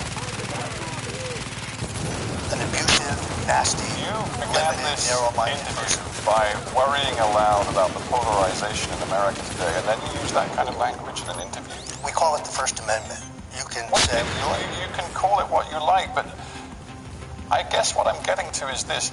Your politics, your style of politics, it is corroding and corrupting American political culture. I've done nothing today. In politics that isn't the norm. American politics is not beanbag, and our opponents have said things about us every bit as coarse as the things that we may have said. So I reject this idea that I have changed the culture. See, I was positing earlier the idea that you may have influenced Donald Trump in some ways. When Donald Trump said what he said about immigrants who come from countries like Haiti, and said he wished that more immigrants could come from Norway and less from those S-hole countries like Haiti, when he reacted by the Charlottesville display of power by neo-Nazis by saying there were some fine people involved, how did you respond to what Trump said in those situations? The president denies saying that. No Republican senator who was there can recall him saying... No, I think you'll find Lindsey Graham, who is a Republican, said that Dick Durbin's interpretation of what was said was right. Well, perhaps Lindsey Graham is pandering for people back home. Look, I'm not going to criticize the president for saying what people think. The United Nations Human Rights Council described it as racist. The United Nations, they've accomplished a great deal. You know, I guess it's this. Here you sit with me in the United Kingdom. You know that there are people around the world who've responded to things they've heard from Donald Trump and wonder whether the United States is led by a racist, and that doesn't seem to worry you. What matters are deeds, not words. African-American unemployment is at the lowest point in our history. Yeah, they called Richard Nixon a racist. He gave us affirmative action. He desegregated the American public schools without violence or bloodshed. What matters are deeds, not words. When you look at what's happening today in the United States and you consider Trump as a man and as a president, how do you think this presidency is going to pan out? It depends on whether he makes America great again. Our economy is already booming. In his State of the Union address, he talked about a plan to restore our inner cities, to restore Detroit. I'd like to do that. I also would like to see him follow through on his pledge to get us out of Afghanistan and out of Syria. I'm rather disappointed, frankly, that the generals have talked him into continuing, maybe even increasing our presence in both places. He ran as an anti-interventionist in the campaign. But 1 year does not a presidency make. And so far, I think he's doing extraordinarily well, given the intractable opposition of the two-party elites. Roger Stone. we have to end there, but thank you very much for being on Hard Talk. Happy to be here. Big Man Tyrone here. Make sure to subscribe to the wicked, awesome Robin Hood UKIP YouTube website. He exposes the leftist crops on the British brainwashing corporation. Nice.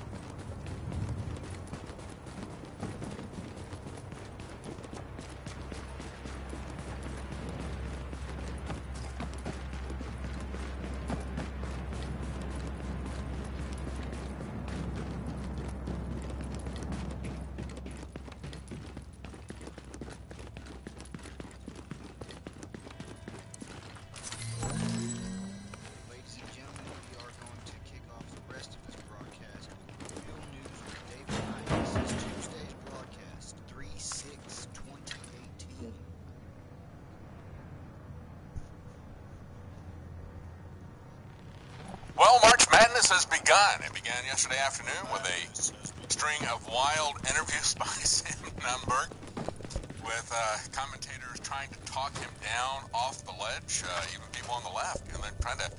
He gave them some juicy sound bites, and we're going to tell you how the mainstream media, the legacy media, ABC, CBS, and others, reacted to these little tidbits, running with them as if breaking serious news.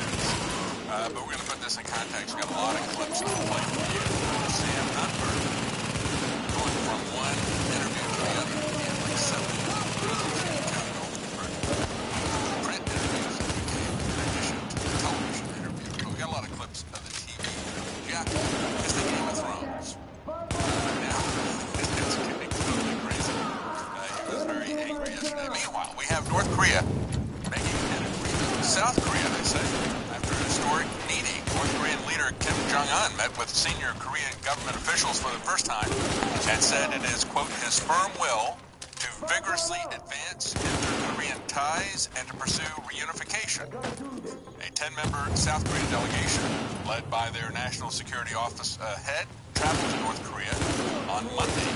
And what they're saying is, this is what's come out of the conference. They said they don't really have any need for nuclear weapons if we can get a security guarantee. They said what they're afraid of is the United States, right?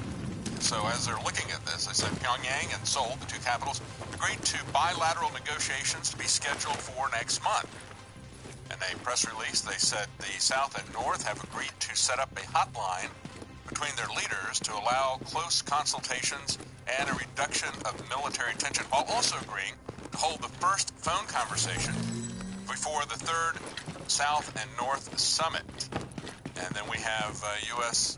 Secretary of State Rex Tillerson saying that, well, he's open to talks to Pyongyang, yet he issued a reminder that Washington will not deviate from its policy of using a big stick. We're not using a carrot to convince them to talk. We're using large sticks, and that is what they need to understand. This pressure campaign is having its bite on North Korea, to which they replied, and actually this is a commentary from RT, Washington has long been rejecting a roadmap presented by Moscow and Beijing to bring some kind of solution to the Korean crisis, dubbed a double freeze plan. The proposal envisioned U.S. and regional allies halting its drills in exchange for North Korea stopping development of missiles and missile tests. Both Russia and China have a vested interest in not seeing sanctions or even a military exchange send a massive flood of refugees into their country. They've already been dealing with this in China, and they don't have a DACA program in China. When people come into their country illegally, they're thrown out. But it has also created a bit of a problem for them. Russia has had to move large amounts of military patrols to the border, something the American government, even under President Trump, refuses to do to protect our borders from the people coming through from Mexico, including the drug cartels, where more people have been killed by small arms fire, machetes, hatchets, and so forth, hung from bridges. More people have been killed in Mexico's drug wars than have been killed in Iraq and Afghanistan, several times more in the last year or so. Yet we refuse to put any kind of military control to defend our borders. Instead, we are trying to start nuclear war, trying to overthrow regimes throughout the world, and continue with 7, 8, 9, who knows what the number is because they won't tell us. It's none of our business, is it? The military-industrial complex has got a business to run, and it's a private business, and they don't really care whether or not we know what they're doing in order to sell missiles. So we're going to talk about this, and then, in a hint of irony, we have Moscow saying the U.S. is trying to interfere in Russian elections. Well, of course they are. They interfere in everybody's elections. That's not even a question. The question is, can they do it effectively? Probably not. Probably no more effectively than Russia interfered in our elections. And we'll talk about the revelations of Sam Nunberg when we come back. Stay with us. I'm David Knight. Well, perhaps some good news, as I pointed out at the top of the hour. North and South Korea are talking, seriously talking. A delegation of 10 people went from South Korea to North Korea, Pyongyang, to talk about what they could do to de-escalate what is happening there. And they said they're going to set up a hotline and so forth, but they put out a proposal saying that if the U.S. will stop these drills that are making them afraid, they said, then they will take down stop the nuclear programs that they have there. Certainly hope that happens. People in South Korea don't want to see a war, even a conventional war, let alone a nuclear war. And as I pointed out, Russia and China have been trying to get the U.S. to de-escalate the tensions, the drills on the border, because even with sanctions, they don't want to have people coming into their country. Unlike America, the Chinese actually have had a large illegal immigration program into their country, and they've done something about it. They don't have a deferred action program. There are no DACA arrivals in China from North Korea. They send them home. Pretty brutally, quite frankly. They don't give them a free education. They send them home. And the Russians have moved massive amounts of troops to their border to protect from illegal aliens coming in from North Korea. It could be a massive flood of millions, they believe, kind of like here in the West, where we invite them in. Our globalist masters want to see that happen. This is a military issue, protecting your borders. I don't understand why the United States government doesn't see that. Why can't President Trump fund the wall out of the NDAA? They put everything in there, every kind of tyranny in there. Indefinite detention without trial by the military, that was stuck in there. They put things that are totally unrelated to even to the military or to national defense, and yet they refuse to put a border wall in there. They refuse to bring troops home from the innumerable wars. I don't know how many wars we've got. I've lost count. We've been at war now since 2001 with more than a half dozen countries. When will it ever end? Never. Not until we change government more radically than we have. And we can't bring troops home to protect our border. No, we're going to be invading other countries, bombing other civilian populations like in Syria because of regime change. We're going to bring them democracy. How about that? How does that democracy? You think they want what we've got when they see us invading their country? We can't and won't protect our borders, and yet we're going to go fight everybody in the world. That's our military-industrial complex. All right, let's talk about the March Madness that erupted yesterday.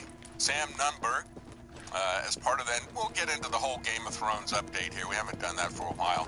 What's going on with all the Mueller investigation, some updates with this. But the amazing thing was Sam Nunberg, former Trump aide, as I point out on PJ Media, a wild whirlwind tour yesterday. Yeah, it was. He went on 7 interviews, and I think that's just the video interviews that he did, not counting the press, the print press that he gave interviews to.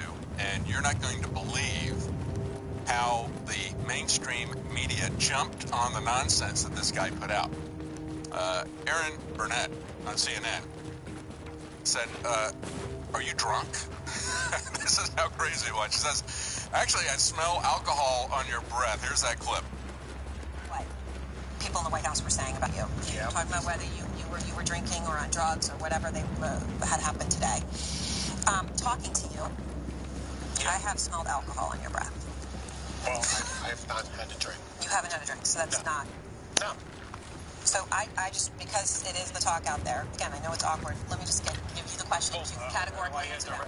No, you haven't had a drink today? My answer is no. I have not. Anything else? No. What other drugs are you? No. Besides my meds. Okay. Antidepressants, is that okay? No, I mean, I'm just trying to understand. Well, look, they can say whatever they want. I don't really care. Once again. Besides my antidepressants, you mean my meds? Am I off my meds? Did I change? You know, hey, look, she's probably lucky if he's taking antidepressants and meds. She's probably lucky he didn't come into the studio with a gun and hold everybody hostage. This is what we typically see. The people who are on antidepressants changing the medication level or whatever came up with this. I don't know. Was he sleepwalking through this? Trying to take himself hostage? I don't know. But then he goes on to talk about Sarah Huckabee Sanders, somebody he never even worked with, as far as I know. Here's that clip. And especially with somebody like people are upset, I think, and I'm going to speak to you as an interviewer, but also as a human being. I think there's 2 reactions right now. I think some people are worried about you, and they're worried about what you're doing. I think other people are upset because we just showed the White House, which doesn't want to comment on this, responding to you. So clearly you Sarah should shut up. Clearly you're in the eye of a storm. Sarah should shut up. Let me ask you this. She's a terrible communicator. Let me ask you this. By the way, her presidential, the person she defends every day, he has a 35% approval rating. She should shut her mouth. Let me ask you the important question. Yeah. Do you understand... And I'm warning her, by the way, to shut her mouth. Do you understand that you have a legal obligation to comply? Yeah, technically I have a legal obligation. But Robert Mueller and the team is going to have to decide... I mean, did he grab the other guy's coffee in that clip? I'm not really sure what's going on here. He's telling Sarah Huckabee Sanders that she needs to shut up. I think it's pretty amazing when you see all of these different left-wing media groups trying to do an intervention for this guy. It's like, tell us some juicy stuff, but you're going too far. Pull it back. You're going to lose your credibility. You gave us some stuff that we could really use and spin. There he is. He got the other guy's coffee. They backed that up. It's he reached across the desk, grabbed the cup that was across the desk, which I think was the other guy's cup, and started drinking from that. And then he has this to say about Corey Lewandowski. Wants to meet him in a dark alley. Let's play that clip. No. And I'm feeling I want to see what Mr. Mueller does. It's never been done before. Once again, and here's where we go, where you're very fair about this. I think that there is hypocrisy. Mm-hmm. I think that there's 2 separate rules for Democrats and Republicans. I want to see if they're going to do something to me about this after the way they treated Hillary Clinton during the Comey investigation. Let's see that. Let's see it. Let me ask you another question. Carter Page? I mean, Ari, look at this. Corey, do you think I talked to Corey on November 1? I despise Corey. If I could find Corey in an alley, it would be very nice. Well, okay. All right. Yeah, he went on Katie Tour's MSNBC show. He went on Gloria Borger on CNN. He's talked to Bloomberg. He went on Ari Melber's show at 6 p.m. And he was actually showing some pity for him. He brought on a legal expert to offer advice for Nunberg, who said, I think your family wants you home for Thanksgiving. I hope you will testify. Let's play another clip of him on MSNBC. Let's roll video clip number 4. I'm going to bring in a former federal prosecutor who also has expertise on this, but let me ask you this question. Does your lawyer think what you're doing now tonight is a good idea? I have no idea. I think he may have dropped me, frankly. I don't know. I definitely know my father doesn't like it, and my father's one of my co-counsels. I think your family wants you home for Thanksgiving, and I hope you will testify. Here's the thing. Isn't this ridiculous? No, it's not ridiculous, Sam. Is it November? So not ridiculous. November 1, 2015. I told you. Because that is... Roger 15 times a day from November 1. Well, talking to them in emails are two different things, so they could subpoena your phone records as well. And they're more than welcome to. And then there was Jake Tapper, who also tried to talk him down off of the ledge as he's out there basically trying to commit legal suicide, I guess, and go to jail. Here's a clip of Jake Tapper. Guessing that there will be repercussions if you tear up that subpoena and refuse to cooperate, and we want to hear your side. You cooperate? Should I spend 80 hours going over my emails, Jake? If it were me, I would. I mean, if just asking my opinion, just because it sounds like a pain, but he is the special counsel, and he does have the He is super angry at Mueller, and he is taking it out on every news outlet yesterday. But we're going to look at the reactions. You saw the breakdown there. We're going to look at how seriously CBS and ABC took that and said. All right, we're going to go back and take a look at what was going on with Sam Number. And it's really sad to see him break down. And so what is the issue here? I mean, has he had enough from Mueller? He's very angry at Mueller. Aaron Burnett said, you smell like you've been drinking. I have been drinking. Am I taking meds? Yeah, I'm taking antidepressants and so forth. Was it the drugs? Was it drink? Was it just anger and frustration with being used by this guy, Mueller, the special prosecutor? As I listen to him, why is it everybody's this investigation can go on forever? We can't stop this. There's no limitation on it. He can spend billions of dollars. He can do this the entire 8 years of a Trump administration if President Trump gets elected. There's nothing that stops it. Why? Well, because there's no controlling law here. They don't have a special prosecutor law. Go back and look at the one that we had before that expired in 1999. Nobody wanted it. Because these things always turn into a witch hunt, an investigation of one man and not a crime. And that's what this has turned into. But if you go back and look at the terms of it, it had some, when we had a law, we don't now. This is just a special prosecutor dictatorship. Because the investigation of the law is in his mouth. He does whatever he wishes. He's not accountable to anybody. There's no process defined for accountability. There's no process defined for an endpoint. It's like, how in the world did Jeff Sessions allow this to happen? Doesn't he know that there's no special prosecutor? In general, he's the chief lawyer in the country. Why doesn't he know about this? It's kind of the 1999 law that expired, and there hasn't been one to replace it. If he had evidence of a crime, then he would take it to the Attorney General. The Attorney General would say, like you got evidence of a crime. It looked like a crime we cannot handle internally because of conflict of interest or whatever, so we will appoint a special prosecutor, but the Attorney General would not appoint the special prosecutor. He would appoint a 3-judge panel. The 3-judge panel would appoint the special prosecutor, and then the special prosecutor would report back on a regular basis to that 3-judge panel and say, here's what happened with the investigation, here's why it should continue to go on. He doesn't have to report to anybody. It's just created out of thin air. Being run by an Obama holdover, Rosenstein, who also worked with the Clintons. This whole thing stinks to the high heavens. And I don't understand why people don't focus on the fact that there is no legal authority for any of this stuff. As Al Gore said, we have no controlling legal authority here. We can do whatever we want. And they're doing whatever they want and continuing this forever. Let's go back and play that Jake Tapper clip again, because it really is sad. You see the people, and these, again, 7 interviews that he did, and the people are trying to talk him down from this ledge. What put him there? Is it meds or alcohol, or is it Mueller himself who has driven him to this point?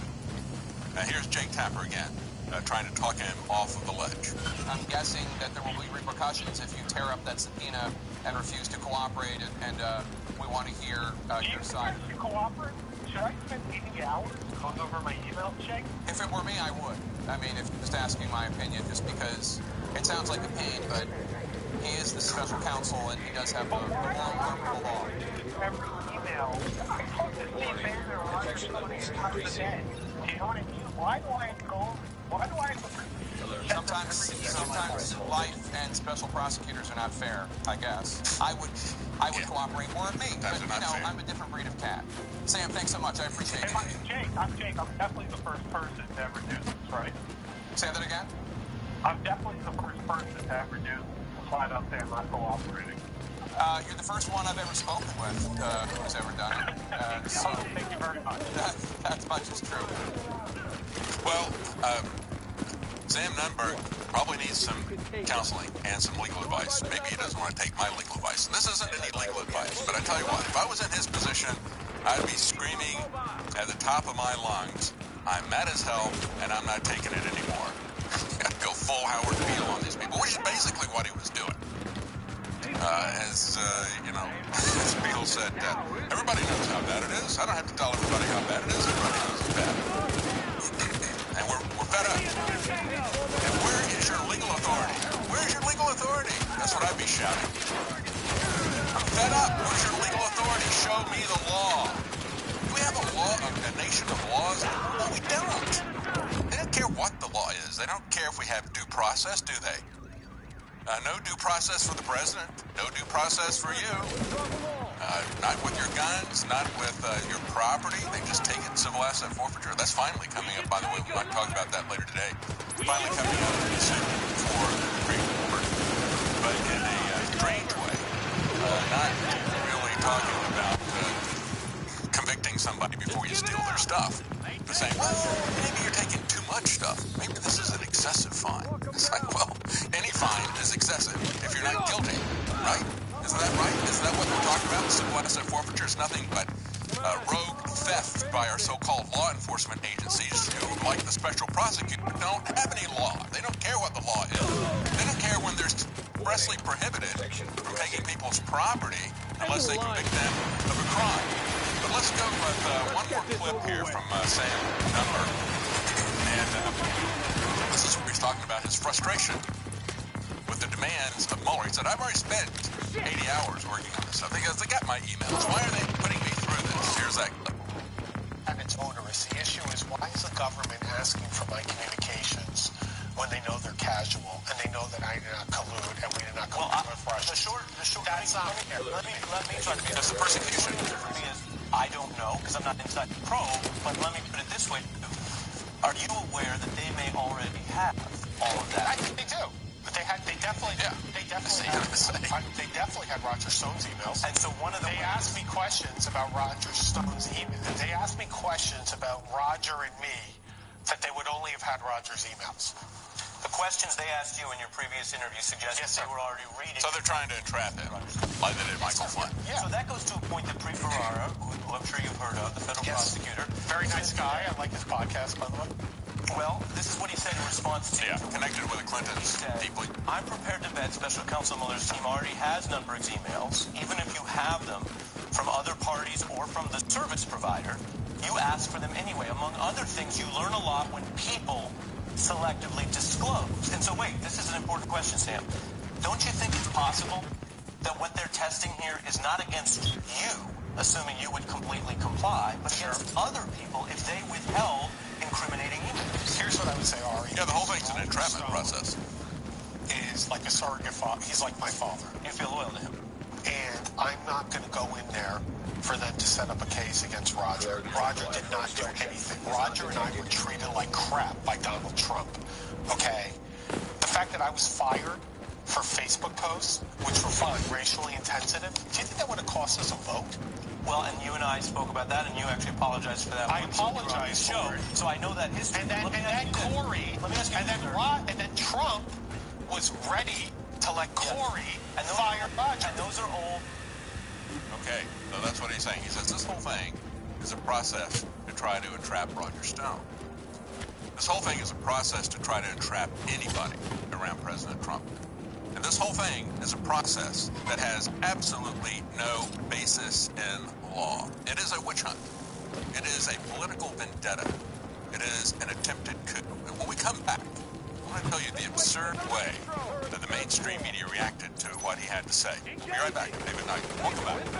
The last couple of segments, we've been playing clips from the wild night that Sam Nunberg had pointed out. Was he driven over the edge by alcohol, by meds, or whatever? He's on antidepressants. Clearly, and that's what he said. Clearly, he's under a lot of pressure. Who's that pressure coming from? It's coming from a special prosecutor who has no legal authority for what he's doing. There is no end to it because there's no definition of what this is. It's a special prosecution without any legal beginning. No legal justification because we don't have a special prosecutor. Now, this goes beyond whether or not there was evidence of a crime, whether or not they rigged this. Like, show me where there's authority for a special prosecutor. They let it expire in 1999 because they said it was a witch hunt. When they put the law in, it had a sunset clause in it. They took it to the Supreme Court. The Supreme Court said, all right, this is something we haven't done before. But 8-1, they said it was going to be allowed. The one dissent was Antonin Scalia. He said this will turn into a witch hunt, and it did. In 1999, nobody in either party wanted to continue the special prosecutor law. They shut it down. And so now we've got a special prosecutor operating without any legal basis whatsoever and destroying people's lives. And this guy, regardless of what happened to Sam Nunberg, this is what they're after. And so now, after the statements that he made, very upset about the fact that Mueller is requiring him to go in and spend weeks. So I've already spent over 80 hours trying to pull through emails that he wants me to do. I'm not going to do this anymore. I'm not going to be this guy's slave. I'm not going to go through this. And so I said, well, you better go. They're going to put you in jail. He goes, I don't care. I'm not going to do it. I'm not going to be this guy's slave. He says, he's already got my emails. He knows what the stuff is out there. And the guy says, well, trying to get the clip I just played for you. Trying to go through this, sometimes they may not be interested in what's actually in the emails, but what you or somebody else like Roger Stone turned over to them. That's what the guy suggested. He goes, oh, yeah, I think they're trying to get Roger Stone. I think they're trying to frame Roger Stone. I'm not going to be a part of that, said Sam Nunberg. So then you got CBS Evening News, ABC World News Tonight. As newsbusters.org points out, they curated some of these comments about this. They said the networks go gaga for wild Nunberg speculation about Trump collusion. They were all about this. They kicked off their programs with this. And here's what they said. CBS. Former Trump campaign aide believes investigators have evidence the Trump campaign may have colluded with the Russians, but Nunberg refuses to appear before a federal grand jury. Totally lacking the context of what we saw there. A man driven to despair and anger and saying, I'm not going to be used by the special prosecutor anymore. In other words, they say, well, he thinks that there's something there. He thinks there's collusion with Trump, and he's going to stonewall for Trump or whatever. He's going to try to continue in this massive cover-up. That's the way they spin it at CBS. ABC's anchor David Muir said, Sam Nunberg today on live TV saying he will burn the grand jury subpoena he received from Mueller rather than turn over the documents he has demanded, saying, let him arrest me. But Nunberg then went on to make those bold suggestions about his former boss. What he says Donald Trump allegedly knew. Then you have ABC's chief justice correspondent, Pierre Thomas, said this is a stunning suggestion about Trump and collusion. NBC Nightly News anchor Lester Holt said this is a fascinating twist in the Russian investigation. Tonight, defiant and digging in. Sam Nunberg. On and on and on. You get the idea, right? They hype this. This is one man's screaming frustration at this process. And again, talking about whether or not there is some kind of drinking issue, as Daily Beast points out there, what Aaron Burnett had said. But here's the way they started their broadcast on CBS Evening News. They play a clip from Sam Nunberg. He says, Mueller thinks that Trump is a Manchurian candidate. And then Paul Reed says, well, the former Trump campaign aide believes investigators have evidence that the Trump campaign may have colluded with the Russians, but Nunberg refuses to appear before a federal grand jury, calls several media outlets this afternoon to explain why he will defy a subpoena from special counsel Robert Mueller. So, to say that Mueller thinks that Trump is a Manchurian candidate is not to say that Trump is the Manchurian candidate. What Nunberg is saying is that Mueller thinks he is, or at least says he thinks he is. So they use that to try to spin that to say, here's evidence from somebody who used to work for Trump that Trump really is the Manchurian candidate. There we go. Let's continue this investigation. Again, as I said, this is, when I look at these interviews, my general impression is that this is like Howard Beale on a network. Just saying, cracking under the pressure, the frustration, and just saying, I'm mad as hell and I'm not taking it anymore. I mean, that's really what he is saying. I feel sorry for him. I mean, he's being persecuted. All these people are being persecuted. You've got a special prosecutor who can go through every detail of your life. Just look at what they did to General Flynn. We're going to look at that in just a moment. Carter Page responded to Nunberg. He said, some people have been intoxicated for a year and a half. He said, went on Hannity. Hannity asked him about the statement from Nunberg, where he told Jake Tapper on CNN that Carter Page was colluding with the Russians. Carter Page then told Sean Hannity on Fox News, there's been a lot of people that have been quite intoxicated for over a year and a half now, so nothing new here. And then today, after yesterday, Nunberg says, well, I'll probably cooperate. He had said yesterday, said, I'm not going to cooperate with Mueller. It's a fishing expedition. That's absolutely true. He told that to Bloomberg. That's a print interview, not a video interview, I believe. He said, they want me in there for a grand jury for testimony about Roger Stone. He didn't do anything. What is he going to do? His investigation is BS. Trump did not collude with Putin. It's a joke. Evacuation helicopter approaching. The mainstream media is trying to play it as well. You just heard me talk about how CBS and NBC and these other outlets are putting this out there. He thinks that Trump is a Manchurian candidate. Oh, so Trump must be the Manchurian candidate. And he's saying, what he really says is Trump did not collude with Putin. It's a joke. They don't put that out there. They try to spin it, try to spin his frustration as if he's got some kind of a new revelation about President Trump. And then he went on to say also, his investigation is BS, as I pointed out. Now, we've got, as they're trying to revive this failing investigation, which has nothing. I mean, you've got Mueller has indicted some Russians. What a joke that is. What a joke that is. You look at the amount of money that they spent on Facebook. Hillary Clinton's campaign spent 1,000 times that amount of money on Facebook. And if Hillary Clinton couldn't win with 1,000 times that was allegedly spent by some Russians trolling the election, it's absolutely inconsequential. And yet, we've got all these Russians indicted. And Vladimir Putin laughs. Of course, he says, we're never going to extradite these Russians to Mueller. Why would it? What a joke that is. It's a pathetic joke. But it's an effort to try to keep this thing going, to try to give it legitimacy. And now we got Christopher Steele coming out again, once again, alleging that there were Russian agents within the Democrat Party now that were involved in hacking the Democrat National Committee. Oh, this is kind of interesting, coming out of Gateway Pundit. So that's a little bit different to say that the Russian agents and the digital attack involved agents who were within the Democrat Party structure itself. So this is a major change from what they've been telling everybody. But it goes back to the reality of what really happened. We've had William Binney and many others tell us, no, it was an inside job. People who were upset about how Hillary Clinton bought the DNC and then rigged the election against Bernie Sanders. We've had WikiLeaks say, we didn't get this from any state actors. You had William Binney, former technical head of the NSA, say it wasn't hacked from the outside. You had a former British ambassador say, I went to America to have this handed to me by a whistleblower, and now Christopher Steele is saying the DNC, quote-unquote, hack was really people inside the Democrat Party.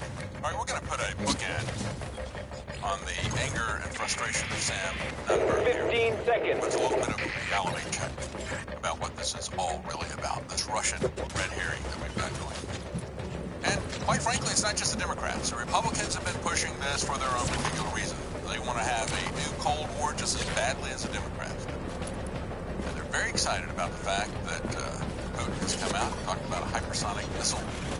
So now we got a hypersonic missile gap. And now we can start getting busy funding that hypersonic missile gap, says DARPA. We're on it.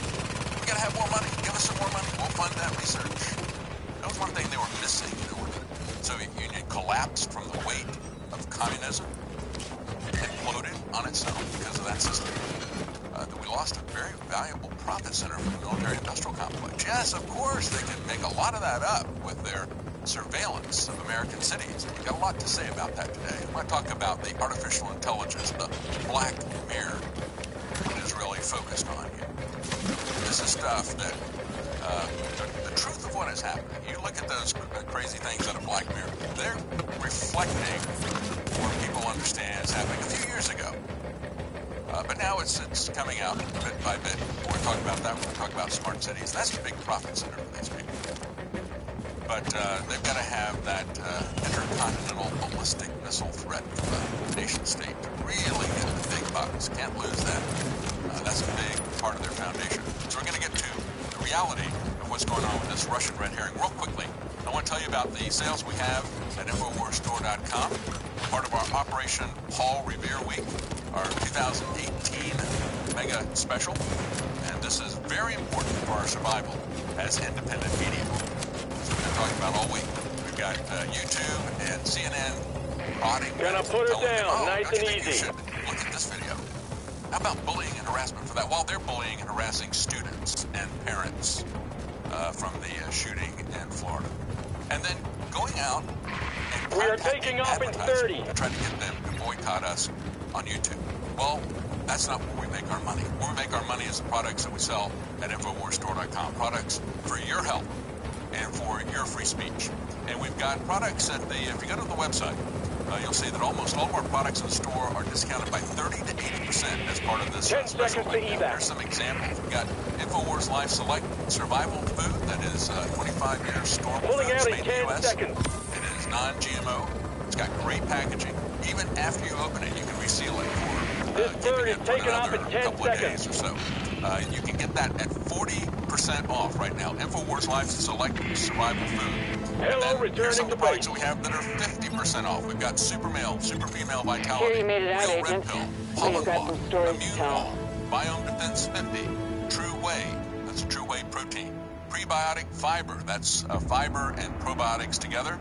And then we have 80% off of some of the apparel as a clearance. So take a look at the specials that we have at InfoWarsStore.com as part of our Operation Paul Revere Week 2.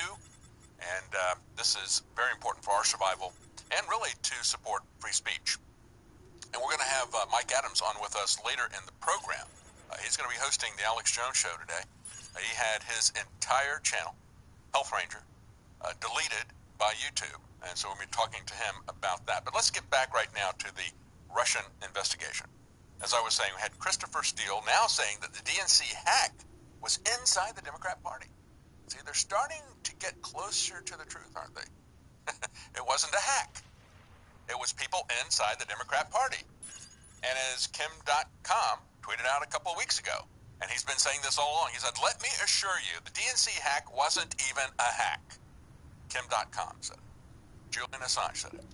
A former Russian, former ambassador from the UK said that. He said, I came here to the United States to get it handed to me by a whistleblower inside the DNC.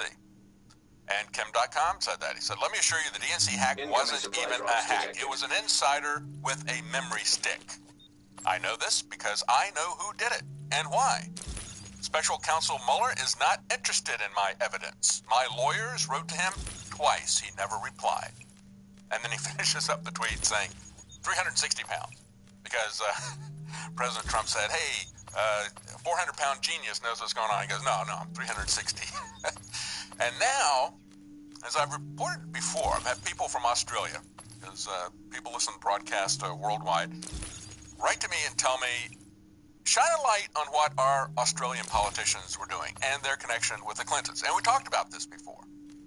And now The Hill is even talking about this. Australian diplomat whose tip, supposedly, prompted the FBI's Russia probe has ties to the Clintons. Well, if you believe that this is where it started, but maybe it did. They say this guy, met in a bar with George Papadopoulos.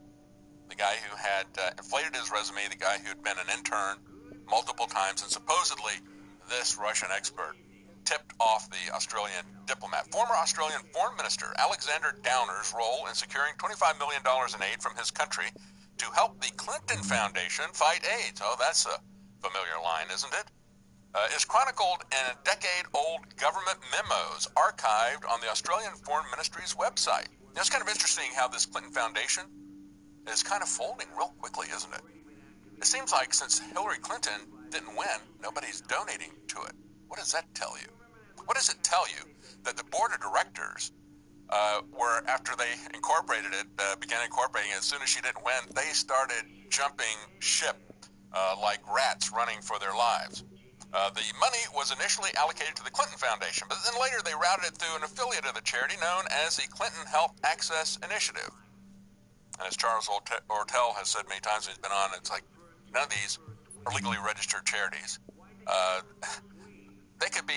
These people could be jailed in any number of states, in any number of countries. France is looking into this. Now we've got some ties into Australia. And this guy, who was Downer, who's now Australia's ambassador to London, provided the account of a conversation with a Trump campaign advisor. He was an intern. Nobody even knew who this guy was, George Papadopoulos. It became the official reason that the FBI opened the Russian counterintelligence probe. But lawmakers say the FBI didn't tell Congress about Downer prior connection to the Clinton Foundation. And this is what Jim Jordan says. He said the Clintons' tentacles go everywhere, so that's why it's important. He said, we continue to get new information every week, and it seems that sort of underscores the fact that the FBI hasn't been square with us. Let's play that clip from Jim Jordan. No, and I would also make sure your viewers know that the New Yorker is known as a left-wing magazine. They've gotten a lot of things wrong. They refuse to make retractions when they do get things wrong. The main takeaway that I would take from this is that stating the obvious that the Russians are trying to interfere with our elections, that was myself and Republicans who warned of that way before the election. So we knew the Russians, what they were up to. But this is nothing new, and that's why people are going a little bit overboard with this, and they're taking things totally out of context. The Russians had an operation against us, but they've always had an operation against the United States of America. Let's stop it right there because we're getting close to the break. They have always had an operation. Spy versus spy. I mean, go back to Men magazine in the 1960s, right? Everybody is trying to manipulate everybody else's elections. Of course we're trying to manipulate Russia's elections. Of course they're trying to manipulate ours. The question is, was it anything effective? And it wasn't. But then we've got Jonathan Turley on the Hill saying, if Andrew McCabe lied, could he be charged like Michael Flynn? See, this is the way that they have overstepped their authority in this investigation. Really criminal. Really, when you look at the double standards here. He points out the Justice Department's Inspector General's report is coming close to being released, and that's really going to be interesting. He said one of the aspects of the reported findings, however, stands out. According to these reports, investigators believe that McCabe misled them about his approval of a leak to the media on the Clinton investigation. Inspector General Michael Horowitz has the authority to refer a matter to criminal investigators in cases of false statements or other crimes, and can also refer matters to state bars in case of professional misconduct by lawyers, like Bill Clinton, who got disbarred. But then he points out what happened to Michael Flynn and contrasts this with McCabe. He says Michael Flynn now faces a prison stint after pleading guilty to a single false statement about a meeting with a Russian diplomat. Flynn did not deny the meeting, which was entirely legal. He denied discussing sanctions with the Russians. Mueller charged him then with lying or misleading federal investigators, and it wasn't even relevant. It wasn't a relevant detail. In the case of Flynn, he's not even denying a criminal allegation. There was nothing particularly uncommon, let alone unlawful, in an incoming national security advisor discussing the issue of sanctions that were the main area of tension with the Russians at the time. But what did McCabe do? Well, he's reportedly denied any intention to mislead investigators on his leaks to the Wall Street Journal. And then Turley points out Comey is also in violation of FBI rules. He removed memos, some of them classified. Now, he could have given those memos to Congress, but instead he gave them to the press. That is a violation of national security laws, just like Hillary Clinton violated national security laws, and James Comey said he wasn't going to do anything about it. You get the idea? We understand the double standard. We understand Sorry, I the can't give you a frustration bag of that. and the anger. GOP Senator Thad Cochran, who is the 10th longest-serving senator in the chamber's history. He's now 80 years old, and if you recall, he has had a lot of health problems in the last year or so. He has now announced that he is going to retire effective April the 1st. So now that seat in Mississippi, currently held by a Republican, is now up for grabs. So there'll be a special election there. Interesting to see what happens in Mississippi. We thought that we had a safe seat in Alabama until the GOP decided that Roy Moore was too anti-establishment to be allowed in. And now we have some breaking news we'll get to later in the show about connections to George Soros and Doug Jones, the Democrat who beat him. And we'll see if there's any connections between George Soros and Mitch McConnell, because probably the big mistake that was made by Roy Moore was to announce that he was going to take on Mitch McConnell once he got there. He should have been a shoo-in after the election. But to say that he was going to take on Mitch McConnell took him on. All of a sudden, out of nowhere. Me too. That's what happened there. So we'll see what happens in this race in Mississippi. Again, if you want a good candidate, you got to get the good candidate at the primary. And you got to not be fooled by the GOP establishment that will run against their own. I remember when Newt Gingrich ran ads to try to take down Ron Paul in his district because Ron Paul didn't fall in line with the GOP establishment. They're going to do that. So if we get somebody that's good out of the Mississippi primary instead of just another lobbyist or apparatchik for the GOP establishment, the GOP establishment is going to come for that person just as hard as the Democrats and George Soros. Meanwhile, at the Consumer Financial Protection Board, we find, and this is a great story from the Daily Caller, the CFPB headquarters is infested by rats. No, we're not talking about the bureaucrats. We're talking about actual rats, they pointed out. And this is interesting because, they're saying, one person had a rat in their trash can, they couldn't get it out, and so forth and so on. There's a lot of complaints about rats and this luxury accommodation for this sprawling bureaucracy. This is something that was a brainchild of Pocahontas, Elizabeth Warren. Supposedly, they're there looking after your, protecting all of you consumers, right? Yeah, this one feels lucky. Their main function has been, as part of the Dodd-Frank bill and so forth, their main function has been to shut down small banks that compete with the banks that were allowed to become too big to fail by who? By Bill Clinton. It was Bill Clinton that allowed the massive consolidation of banks that became not only too big to fail, but too big to jail. As they can launder money and get away with it, they can do anything that they wish. And we have seen hundreds upon hundreds. Remember, Drudge used to, for a couple of years after the financial meltdown and after the establishment of Dodd-Frank and this CFPB, Drudge used to put up how many hundreds of small regional banks had folded each year, driven out of the business by excessive regulations from the CFPB. Regulations that the big banks cheer. Right? This is the way this all works. I talked yesterday about how YouTube, in terms of this purge that they've got going, is in some respects operating like the anti-competitiveness of all these different organizations. We've got like Home Depot and Lowe's and the hardware business. They've driven out all the mom and pops. And then we have in the office business, we've got Staples and Office Depot. So, we have all of these things that are happening. They drive everybody out. And, we got to go to break. But this is what they do every time they come through. And this is what was happening with the banks. They had $124 million price tag, was double the original $55 million estimate. These are luxury accommodations, and this is a agency that is held captive by the big banks. Stay with us. Roger Stone is going to be on the next segment to comment about what happened with Sam Nunberg yesterday and his frustration. We'll be right back. I'm David Knight. Welcome back. I'm David Knight.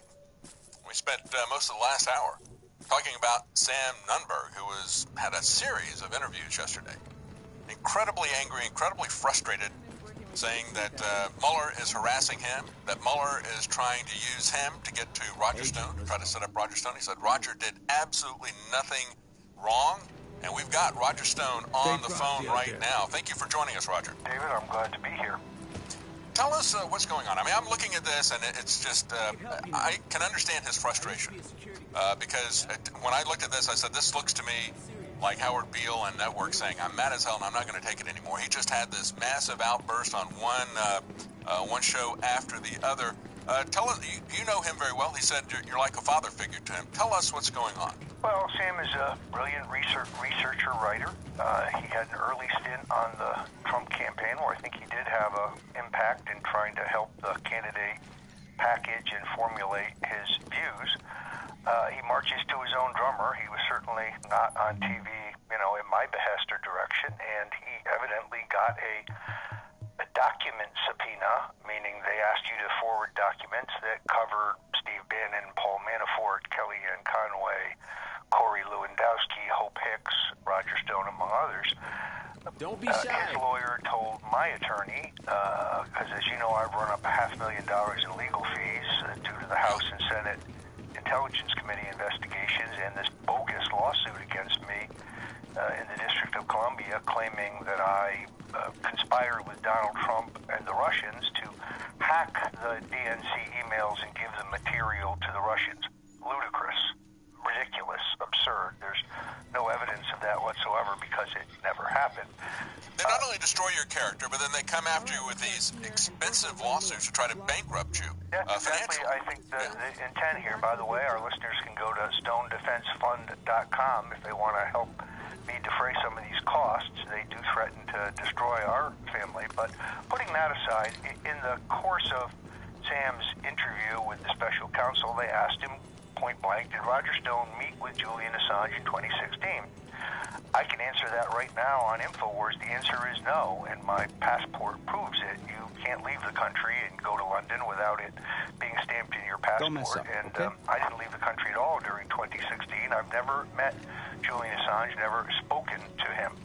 So neither did Julian Assange leave the country either. That's another injustice. That's for sure. So, yeah. I mean, they're barking up the wrong tree there. I think it upset Sam for some reason. But at the same time, I reiterate that it's not surprising to me, given my long history with Donald Trump as an early campaign staffer and then later, as a personal friend and advisor, that they may want to look at my emails and memos that I've written. I don't have any real problem with that. I don't know of any Russian collusion. I have no involvement or knowledge. I don't know of anyone else who colluded with the Russians. I had no advance notice of WikiLeaks disclosures on Hillary. I didn't know about the source or the content or the exact timing. I do think it's kind of interesting that all of this is designed to distract from the fact that, A, those disclosures were incredibly damning. They showed Hillary Clinton to be greedy, venal, corrupt, and up to her neck in campaign dirty tricks. Oh, yeah, that's what they don't want you to see. And so they want to distract from the content by making a controversy over the source. But more importantly, this is distraction from the fact that we have an emerging set of facts here that indicate the Department of Justice under Barack Obama used what they knew was fabricated evidence to justify legally the surveillance of the Republican candidate for president. That's an abuse of power. That makes Watergate look like small potatoes. They use the power and the authority of the state to spy on one of the two major party nominees for president. Quite clearly a crime, a civil rights violation, what you looking for? Among others. So I think all of this is an attempt to distract from that set of crimes.